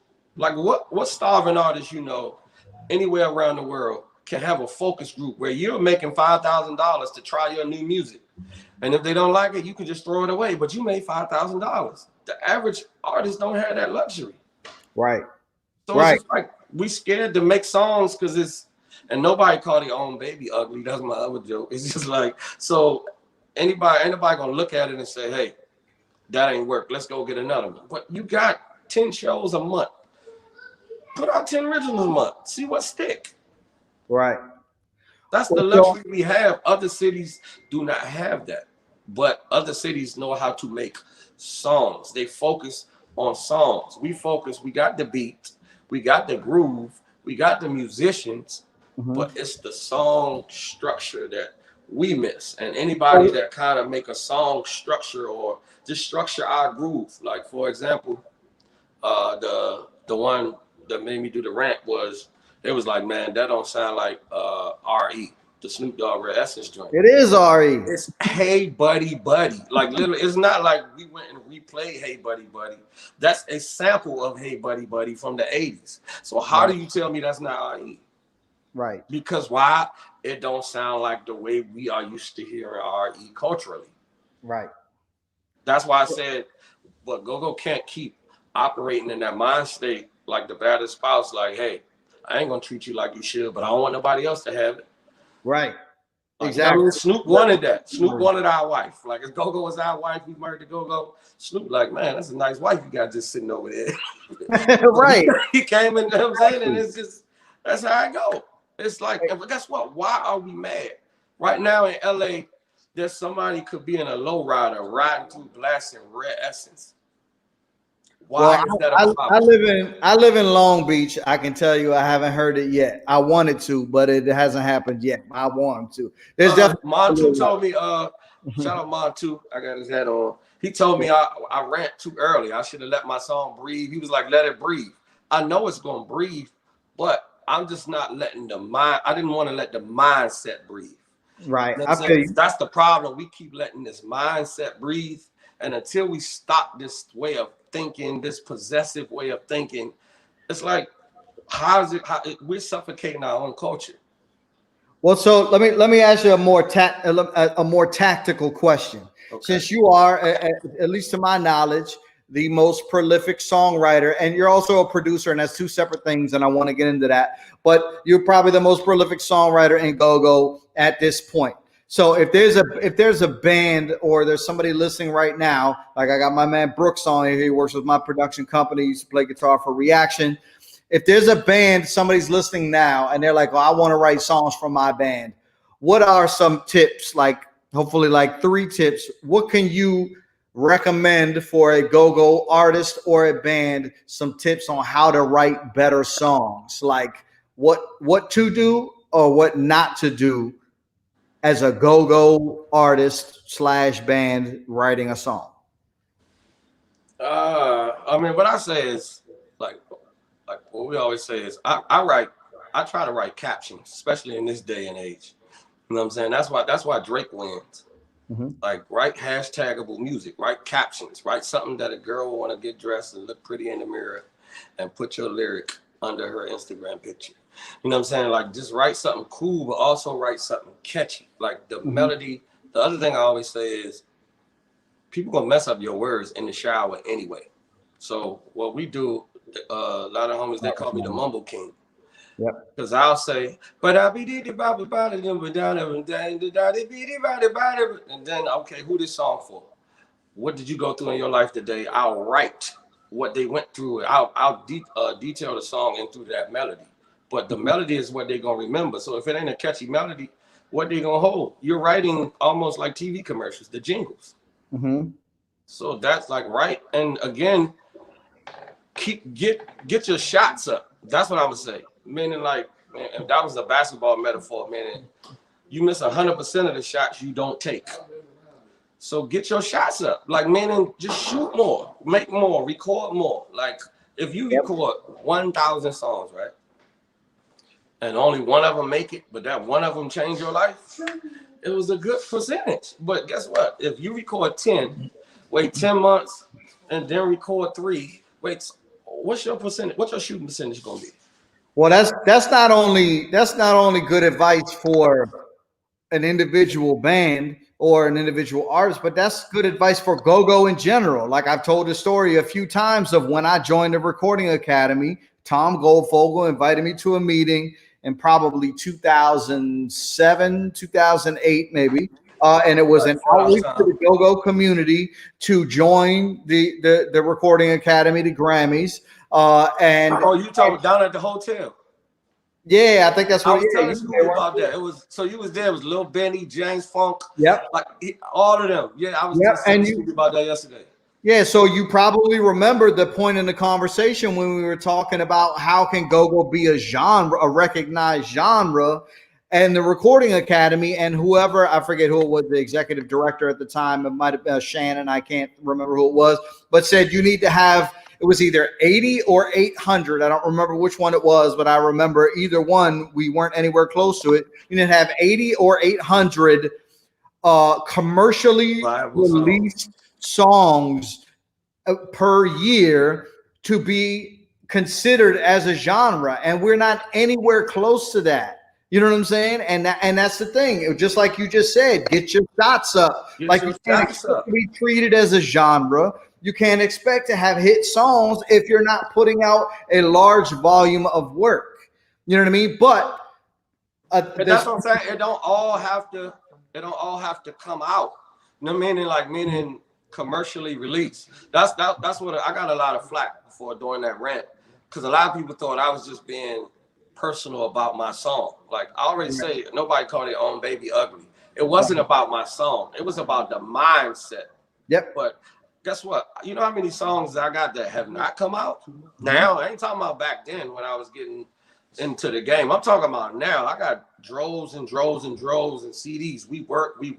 When I get off this, we going to work. So we going to the gym. We got to shoot. And guess what? Stop just listening to your girlfriend. Stop just listening to your band members. Stop listening to your band groupies. Use your focus groups to find out, like, hey, that ain't it. And get out of your pride and be like, hey, that ain't the one. And if you feel like you got the one, invest in that one and prove people wrong. And on the topic of focus groups, not only do you have as a band, I mean, obviously we're talking pre and post COVID, you have the people that you play in front of every night, but you literally can put a song up, a recording on SoundCloud and give feedback and literally see if people listen to it and share the link, and the people are either going to listen to it or not, and they're going to comment on it or not. And you literally in real time can see if people mess with the song. And if they don't, then that's cool. Write another one and do it again. And if they do, then you double down and you put some money behind it, and you actually maybe shoot a video, get a graphic done for it, etc. We didn't have that. Mama Sauce didn't have that when I was putting shit out. I just had to put the money up and hope that people liked it and try to get it on the radio station. That's why I said if you have one, invest in it. And the remember the radio used to have what was it, Kiss It or Diss It? Yep. It's just like you gotta expose yourself and expose your vulnerability, so people just, and you gotta take the bad with the good on it. You know what I'm saying? Like what Erykah Badu say, keep in mind I'm an artist and I'm sensitive, but it's just like we all sensitive as artists, but it's just like you gotta put something out or you'll never know. There's so many dope musicians. They come here and get musicians. Like this is a breeding ground for music. This is a breeding ground for arts. This is a breeding ground for talent, but it's just like it's not I don't know what I say. It's not a plethora of original music in go-go itself. Like some of the dopest musicians lead a go-go and go to church and kill. Like, you know what I'm saying? And it's just like, but we're not translating that into the record form. And what we doing now is, you know what I'm saying, I'm giving up some background game, is what we did. It used to be like the go-go sound don't translate into the studio, right? Yep. Then that's what I call is diet go-go. I hate diet go-go. That's why I definitely ain't gonna let nobody say my song died. Go. Aspartame, like Yeah, it's just the studio because it's hard to capture that party element. But guess what we doing now? Sampling ourselves. Yep. Remember all of those samples that the bands play? It's like we took it from somewhere else. Sample yourself now so that it sounds in the studio like you at the club. Sample Well, that's what Wale did. He sampled Northeast Groovers, and that was his breakout record. And then he sampled TCB, and then he sampled Backyard and sampled EU. But that's the thing was he did it, and he did it from a more so hip hop producer standpoint. Yep. I'm saying the bands, like when they let the beat ride, sample those Congo loops. That's what hip hop did with the drum loops. They sample old James Brown. A Chuck Brown record is the most sampled song in life. Ashley's Roast Clip. You know what I'm saying? So it's just like sample. Been sampled more times. Instead of going and keep playing all these covers of everywhere else, why won't it like the beef now is who's playing each other's music and things like this? Who hit it first? Like we're so possessive over something we don't even own. Right. Well, okay. So let me ask you a question. It's a lot. It's a lot. You know what I'm saying? So that's a whole nother debate. But right. But so let me ask you a question. So so you talked about from a hip hop producer standpoint. So I want to get into what the definition of a producer is, because I think with the advent of hip hop, the definition of a producer has become a little bit misconstrued. There were producers way before there was an MPC. You know what I mean?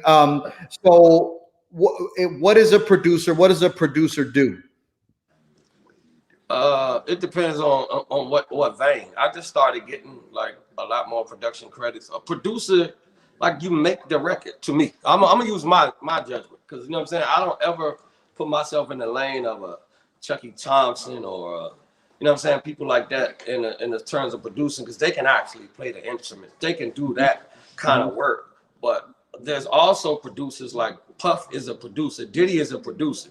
Meaning you put him in the room with the bass player, with the keyboard player, and he has an ear good enough to know to get the record done. Like I'm in that vein. You know what I'm saying? And at the end of the day, like I'm like we talk about the go-go thing. What's crazy, the category Chuck Brown and Jill Scott was nominated in, it was actually a vocal production. Like we won for vocal production. I'm a vocal producer. Yep. And that means I don't make the music or nothing. I take the voices and add the harmonies and say, hey, sing like this, do like this, might sing a little background myself, spread it all out. That's vocal production. So there's different kind of producers. And at the end of the day, like in go-go, like White Boy, I call him, shout out White Boy, I call him the Greg Popovich of go-go, because he's producing the way he produces his shows. Like, you know what I mean? Big G good at it too, like, and Bugs is a goat at it. He'll turn his back to the crowd, and they are producing tracks on stage. Like Scooby does it. They're producing tracks and be like, "Hey, you drop that." As someone take that out. As someone who's been on stage with almost all of those people, you gotta make sure you throw Rapper in there, because Rapper is he's a producer. But the thing is, do that in the studio and get somebody to make it a melody, and then understand song structure, intro, verse, chorus, bridge, outro. Like that, it's just understanding the song thing, and that's the stuff we doing. Like with what I'm doing in Carolina, like I'm kind of building like a writer's ranch, because my goal is to bring people down there, like because those Benzino albums, we did that in Bearsville, New York. So it's like I'm building me a studio in Carolina, kind of after that model. It was like we got us away from our natural element, and that's how I learned to make songs, learn to make albums. So I want to do that with my people. Like I want to take a band and be like, yo, come down to Carolina for a week, and we're gonna sit in the yard, and we just gonna jam, and we're gonna talk about songs. You know what I mean? And that way, like, and we doing it right now in the studios we got up here, but it's just on a quiet level. But that's the goal. Like I'm not complaining and not doing nothing to help change it. Right. That's what I refuse to do. So it's just like I'm part of the solution, because we trying to teach songwriting, and I ain't babyface, but as far as here, my culture, I should have enough leeway where somebody should at least trust my word. So hey, buddy, this is how I did it, and this is why. So that's what I mean by move the culture. And it's more dear to me because like going back and forth to Carolina, like that's where Chuck from. Yep. So he brought us a culture. Yep. I'm like, man, if I can help, I'm gonna take some of it back. And we gonna all connect all of it. And now it's just like you ain't worried about, because we got the colleges and all of that, but we might a genre might break out just because we got 10 people in 10 different states that know what they doing, bringing other people into the fold. Well, I'm gonna tell you that's something that. So I don't know if you saw, but there's a band in Miami called Raw Deal, right? Yeah, I saw you went down there with them. Yeah, so they flew me down there for like a couple of days to consult with them or whatever, and it sort of changed my because every band that calls me, they want me to turn them into Mambo Sauce, and I'm like, okay, well. Mambo Sauce was created out of a whole separate vision. I put everybody in the band specific to this, for a lot of different criteria. It's difficult for me to just say, okay, here's a band that you already have, and now I'll just change a few things and you'll be Mambo Sauce, right? So, but what it opened my eyes to was that because now I'm a booking agent, right? So I've run a booking agency out, as you know, we work together. I run a booking agency out of LA for the last 2 years. I booked $1.5 million worth of shows in my first 2 years, everywhere from shows from all over America to Australia to Tokyo to Paris. You know what I'm saying? I booked all over the world. And the thing that I know about, especially booking in the States, is that the difficulty with getting go-go outside of DC is that nobody is willing to travel for less money than what they make in DC. And no promoter outside of DC is willing to pay you more because nobody where they are knows who the fuck you are. So they're going to not make any money, right? So there's this log jam of, I'm not going anywhere unless I make all this much money. And the promoter's like, I don't even know who the fuck you are, so I'm not bringing you here, right? So my thing is, when I went to Miami, I was like, okay, well, you got Miami, you got a band, at least one band in Atlanta. You got XO band, which Ricky Angles is on here, and he's asking me how come I don't talk about the bands who are putting out original music in go-go. I do talk about the bands that are putting out original music in go-go, but there's not enough. You're not putting out enough music. I know you guys have put out a couple of songs. I just premiered the video from XO. DJ Payne, Raw Deal is Chill from the Raw Deal that was back in DC that lives in Miami now, and he started this band. So there's at least 4 go-go bands in North Carolina where you are, Uno, or where you not now, but where you I work with shout out to now from Alter Egos band. Alter Egos. You got 919. You got damn, of course I can't think of their names now, but there's, I just went through a whole bunch of them the other day. You got a band in Columbus, Ohio. So maybe instead of, or not instead of, but at the same time as you are working on songwriting and being able to export the culture in that way, you also build this network of what we call market, of markets that you can tour, because this is what I was talking to White Boy about when he was on the show a few weeks ago, is that if I don't give a shit what an audience looks like, if you put a go-go band in front of them, they don't have to understand anything. They're going to move. You know what I mean? Because it's what, like, this is what I always use too, because I like quotes. Stevie Wonder said this. He said, music is a world within itself, with a language we all understand, with an equal opportunity for us to sing and dance and clap our hands. So that's why so many people can be brought into the fold if we just play good music. It's good music. They don't know the intricacies of it, so it sounds like noise. You understand what I'm saying? And then when it comes to the making records part, that's us knowing what translate. Like only what we did, we took Hey Buddy Buddy and put some 90s gangster West Coast rap synthesizers on it, so it translates west of the Mississippi River. That's all we did. We were we took Hey Buddy Buddy, and why would they like this in Kansas? Because it sounds like Snoop. And what we're gonna do here is be like, oh, that ain't R.E., but guess what? it ain't a million of us here buying it. Let's try something. Yep. That's all we're trying to do. And it's just, it's the knowledge and understanding on both sides. Like, because music is a universal language. Yep. Go-go is a subculture. We come from other genres. You know what I mean? Like, it's not like it's something just brand new. You see the way George Clinton talks about it. You see Stevie doing it. You know what I'm saying? Like, it's just like Sir Duke is a R.E. segue. Dun, dun, dun, dun. But it's just like we ain't even listening to what Stevie was saying in the music and understanding when it comes to actually making music, the music business side of it. That's what's like kind of held us back, because the records. And just to go into another side, like you said, the bands in all of the states, that's cool. But one thing COVID has given us is a chance to kind of reel the world in and consolidate things, so that we don't need a club with 250 people, or we don't need this, when now that's the whole one go-go world thing. The world is a go-go now, because 200,000 people can watch it at any given night. So let's focus on making records that the world wants. Never mind, oh, they playing me down Miami. Right. You know what I'm saying? What about it's like the go-go diaspora? You know what I'm saying? Like, what about Africa?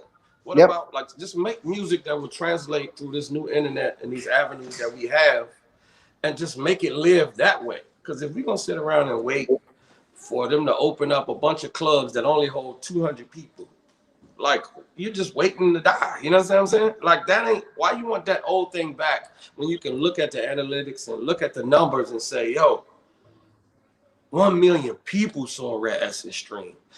1 million people saw Chuck Brown stream. Like, what 1 million? What club holds 1 million people?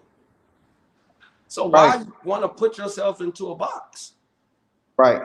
Well, I think you could do both. But you know, speaking of Africa, I got my man Diallo coming up at the end of November on here. You know, Diallo backyard and you know, over to Africa. Exactly. Move the culture. Yeah, you know what I'm saying. So so that's that. You know, you barking up the right tree over here. That's what I want. You know what I mean. Guess what? It's only thing it is. Like I said, I get in the back and forth a lot because I'm passionate. You know what I'm saying? Like, that's why I rant, because it's just like, come on, bro. Like, you know what I'm saying? Like, and I was that same way on the party side of it from a promoter. Like, you know what I mean? Like, I've always tried to move our music where they think it don't belong. That's all I've ever done.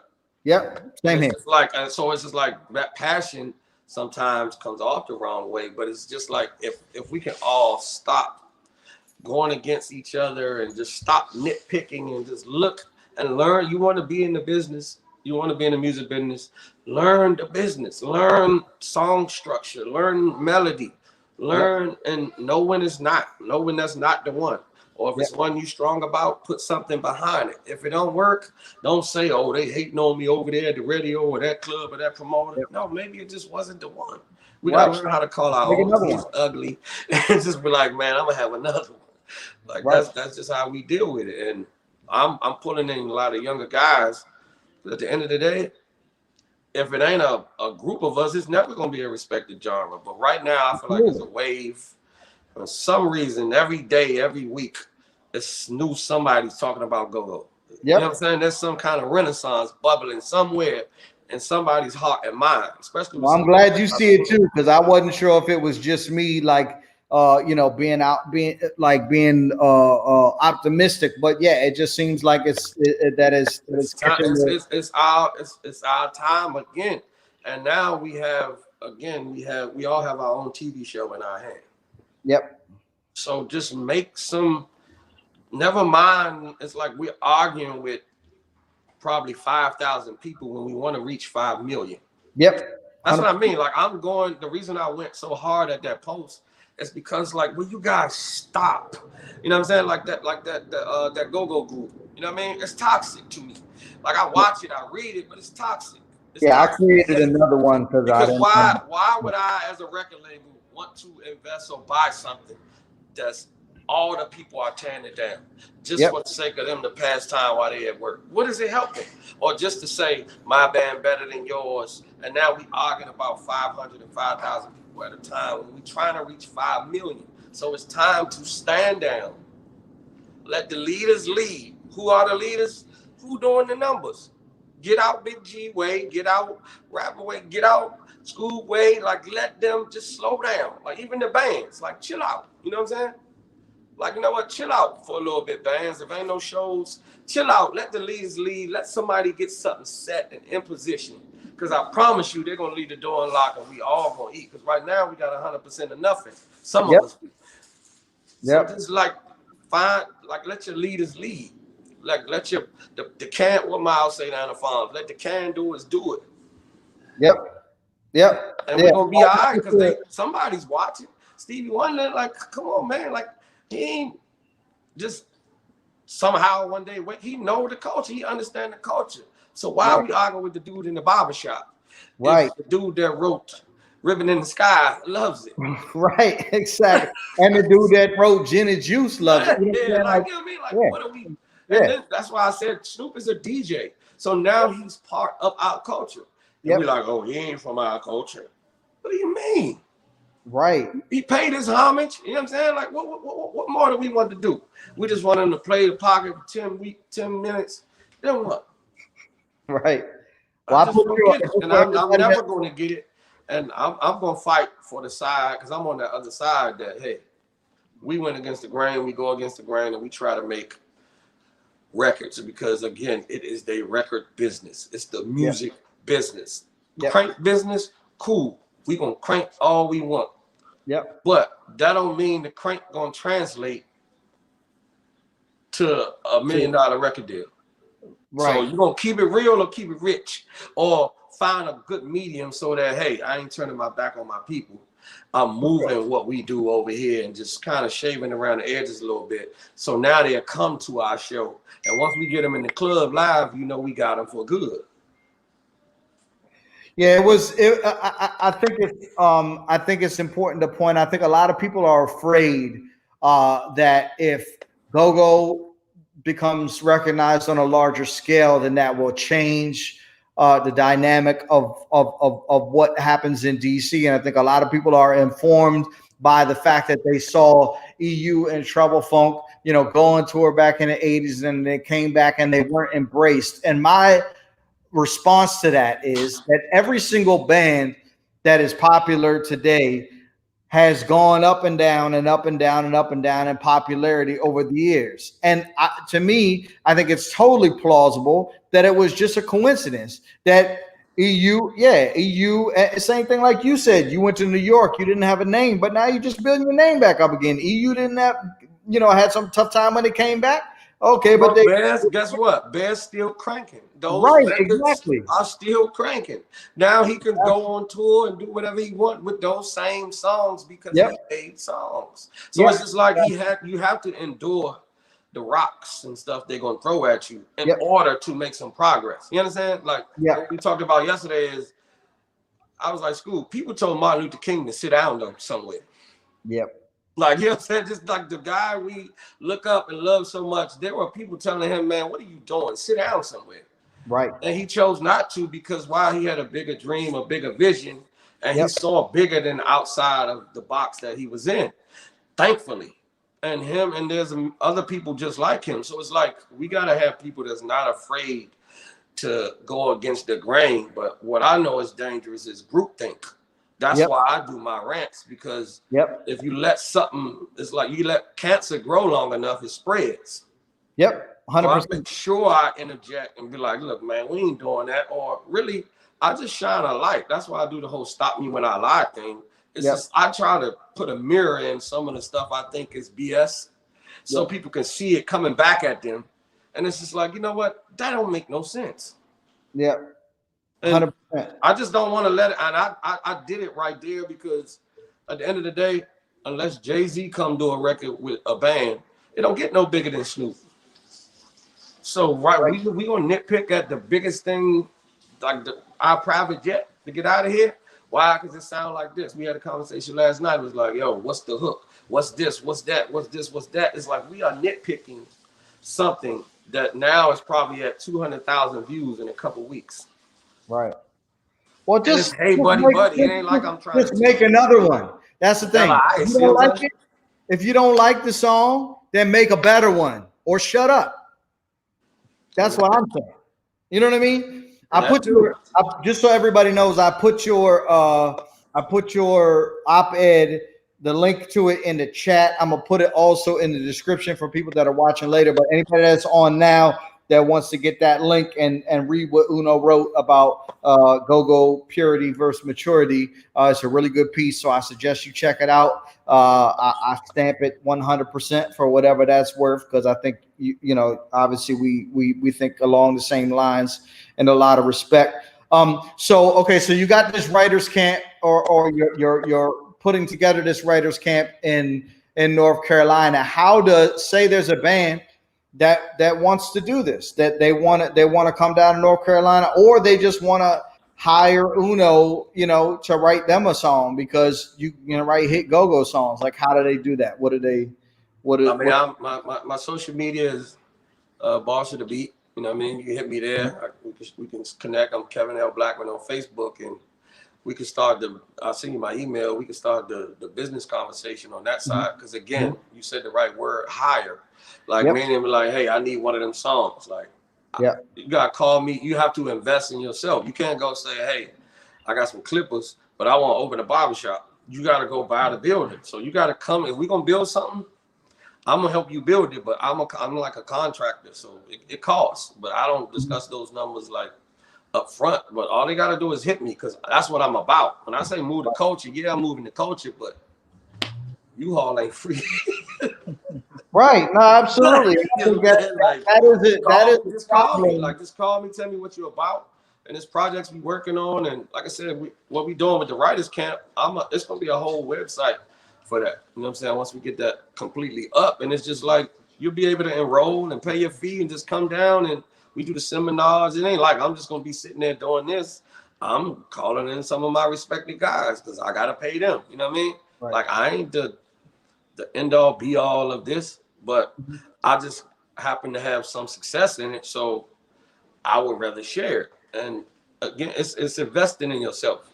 That's really the only thing. It's like, sometimes some of these bands, if they were just, so it's like, say a big producer, if a band makes $6,000, right, a show, take half of that money for 2 shows and pay a producer.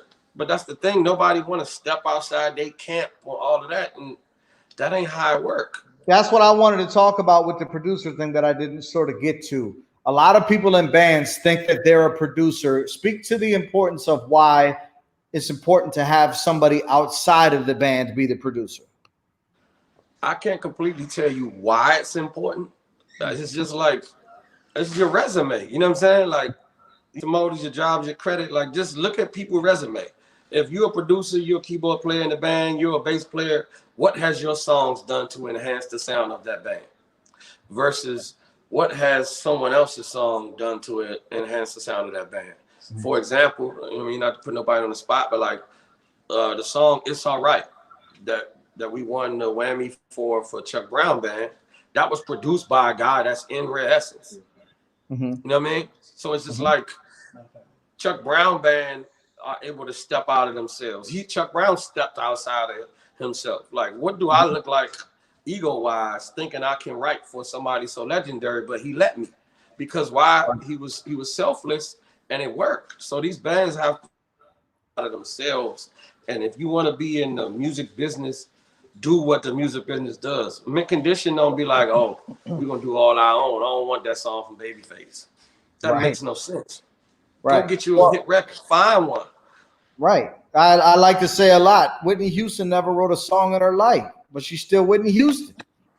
So why are you? At the end of the day, and that's why it costs. Yeah, we're gonna get publishing and things like that, but especially in the go-go culture, if you invest $5,000 in a song that you can play forever, like, you know what I mean? Like take Hello, because me and Monty, we had that conversation when I was like, Chuck Baby was the biggest original on YouTube.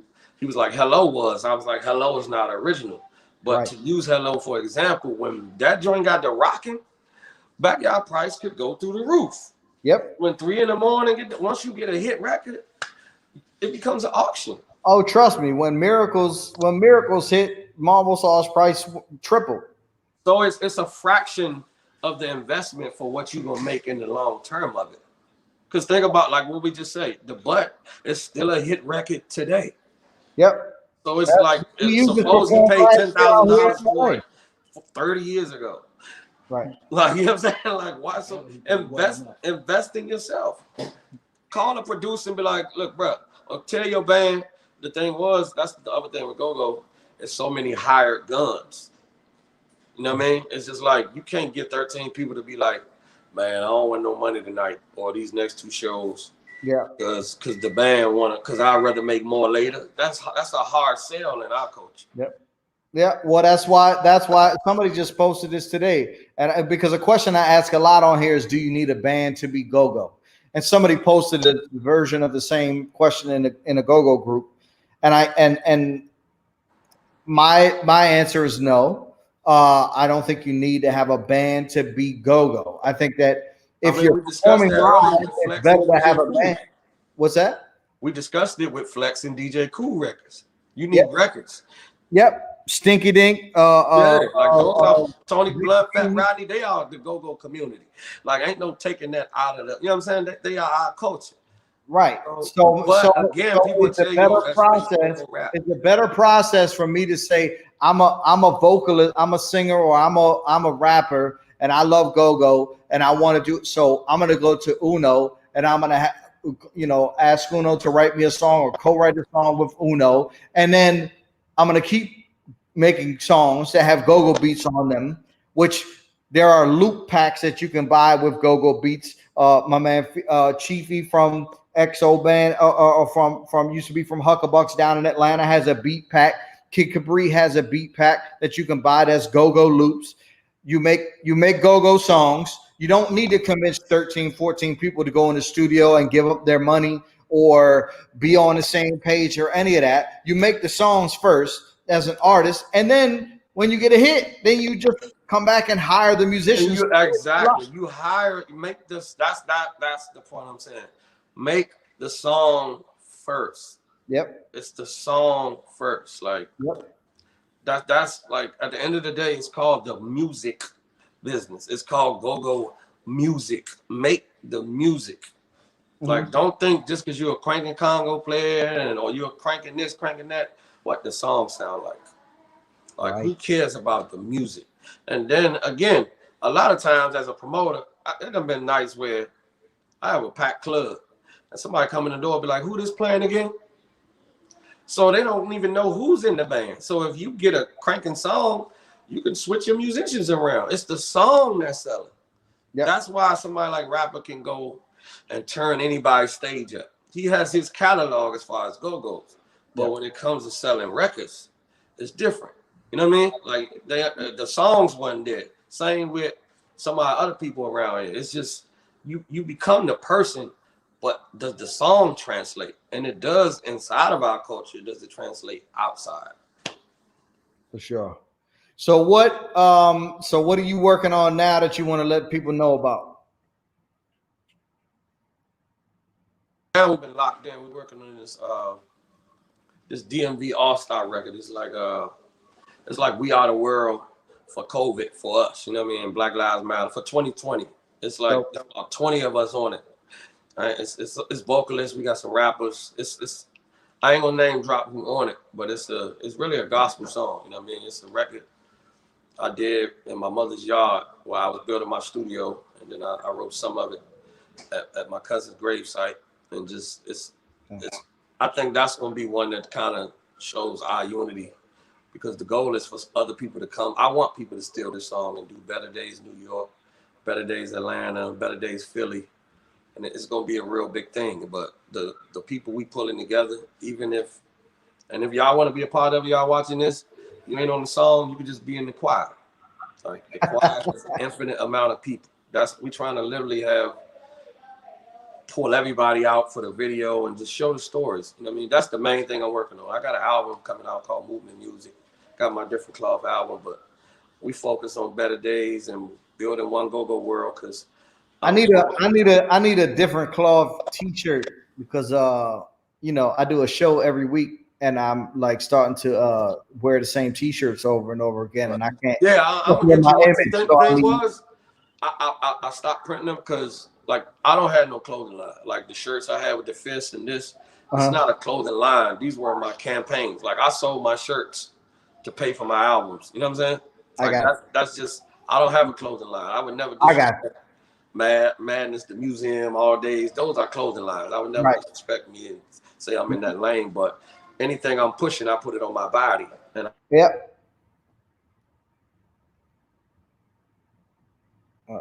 Scooby got set you up over there with the Cricket Wireless because your audio keeps going up. Oh, okay. I can hear you now, though. So, okay, so you're working on the We Are the World. What else you got coming up? The song is called Better Days. Better Days, okay. Yeah, the song's called Better Days DMV. Got the Movement Music Project. Dang, you went out again. We're developing content for One Go-Go World. We kind of like trying to get that to the level of a title for Go-Go. Okay. We got cooking shows, and we got like a show we about to do called Hits in History, where it'll be like this a little, but it'll be like kind of in the versus vein. It's a lot, man. We working a lot. Like I come up, we knock out some work. I get on the train and go back, and I come up against like One Go-Go World, Movement Music, Better Days. Oh, we got the wine, we got the spirits coming out. You know what I'm saying? I ain't gonna put that out there. Yeah, we got the alcohol things. It's a lot, man. We like trying to build culture for our generation this time. Like we trying to bleed, and if it don't work for the next 10 years, we end up the old 55-year-old men that's just behind the scenes, but these youngins know how to write songs, and everybody's back into the fold. We building culture, moving culture. So that's what's up, man. That's what's up. Well, I appreciate it. You know how to get me. Anything I can do to help, I'm with it. I appreciate you for having me, man. Thank everybody that checked in. Yeah, for sure. Thank you, Scooby, for letting us use your Cricket Wireless today. And we'll get him back on the show here pretty soon too. But thank you everybody for tuning in. Uno, it's always a pleasure, my friend. Thanks for having me. And anytime you want to rant again, you got a place to put it. So I appreciate it. All right, bro. Have a good one, man. I appreciate it. Bro. I'll see y'all. All right, man. Thanks. All right, Ben. Thank you, everybody, for tuning in. Really appreciate it. Kevin, Uno, Blackmon. What do I have? Let's see. Next week coming up, we have my good friend for many, many years, Dig Dug of Northeast Groovers, also former tour manager for Mambo Sauce. My very, very, very close friend. So make sure you tune in for that. Also, what else? Oh, I started we rescheduled BAM 640 for November 11th. And he continues to cause controversy. So hopefully he'll be calmed down a little bit by the time we get him in here on November 11th. We'll talk about what part hosts in go-go play in the culture now, and and what will be moving forward. If you can do me a favor and go on Facebook and join the new group that we started called GOGO, the official music of Washington, D.C. I really appreciate it. I'm trying to have a somewhat positive alternative to some of the, a little more negative leaning go-go groups that are out there right now. Now, I'm not blaming anyone that owns those groups or runs those groups, because it's a difficult thing to do and to moderate. You can't stay on top of all of that. But the idea is to create sort of a more, positive, constructive place to congregate and discuss ways to move the culture forward. So again, thank you everybody for tuning in. Next week, my man Dig Dug. So make sure you tune in for that. You can go to gogotix.co. There are if you go to the Gogotalx page, you can click on any of the upcoming episodes and set a reminder so that YouTube will remind you when the show is about to come on. Also, some shows are starting to happen again, primarily in Virginia, some in Southern Maryland, like Waldorf and stuff. So make sure you head over to GOGOTIX.co and you can see the upcoming shows that are happening. If you click on a show that does not have online tickets available, you can still set up a reminder for yourself, so that it'll shoot you a reminder, let you know when, like a couple of days in advance of the show to remind you. And you can also put it, like if you use Google Calendar, it can set it on your Google Calendar as well to remind you that the show is coming up. So just trying to do more and more things to try to help move the culture forward, help bands, be more successful, help fans get more what they want, and help hopefully just move this culture into the 21st century. So thank you again, everybody, for tuning in. I appreciate it. Thank you for all the comments and stuff on Instagram, and on Facebook and text messages and everywhere that you guys. I really appreciate the response that you guys have given to the show so far. So thanks again for Uno for coming on. Next week, Dig Dug. We'll talk to you guys soon.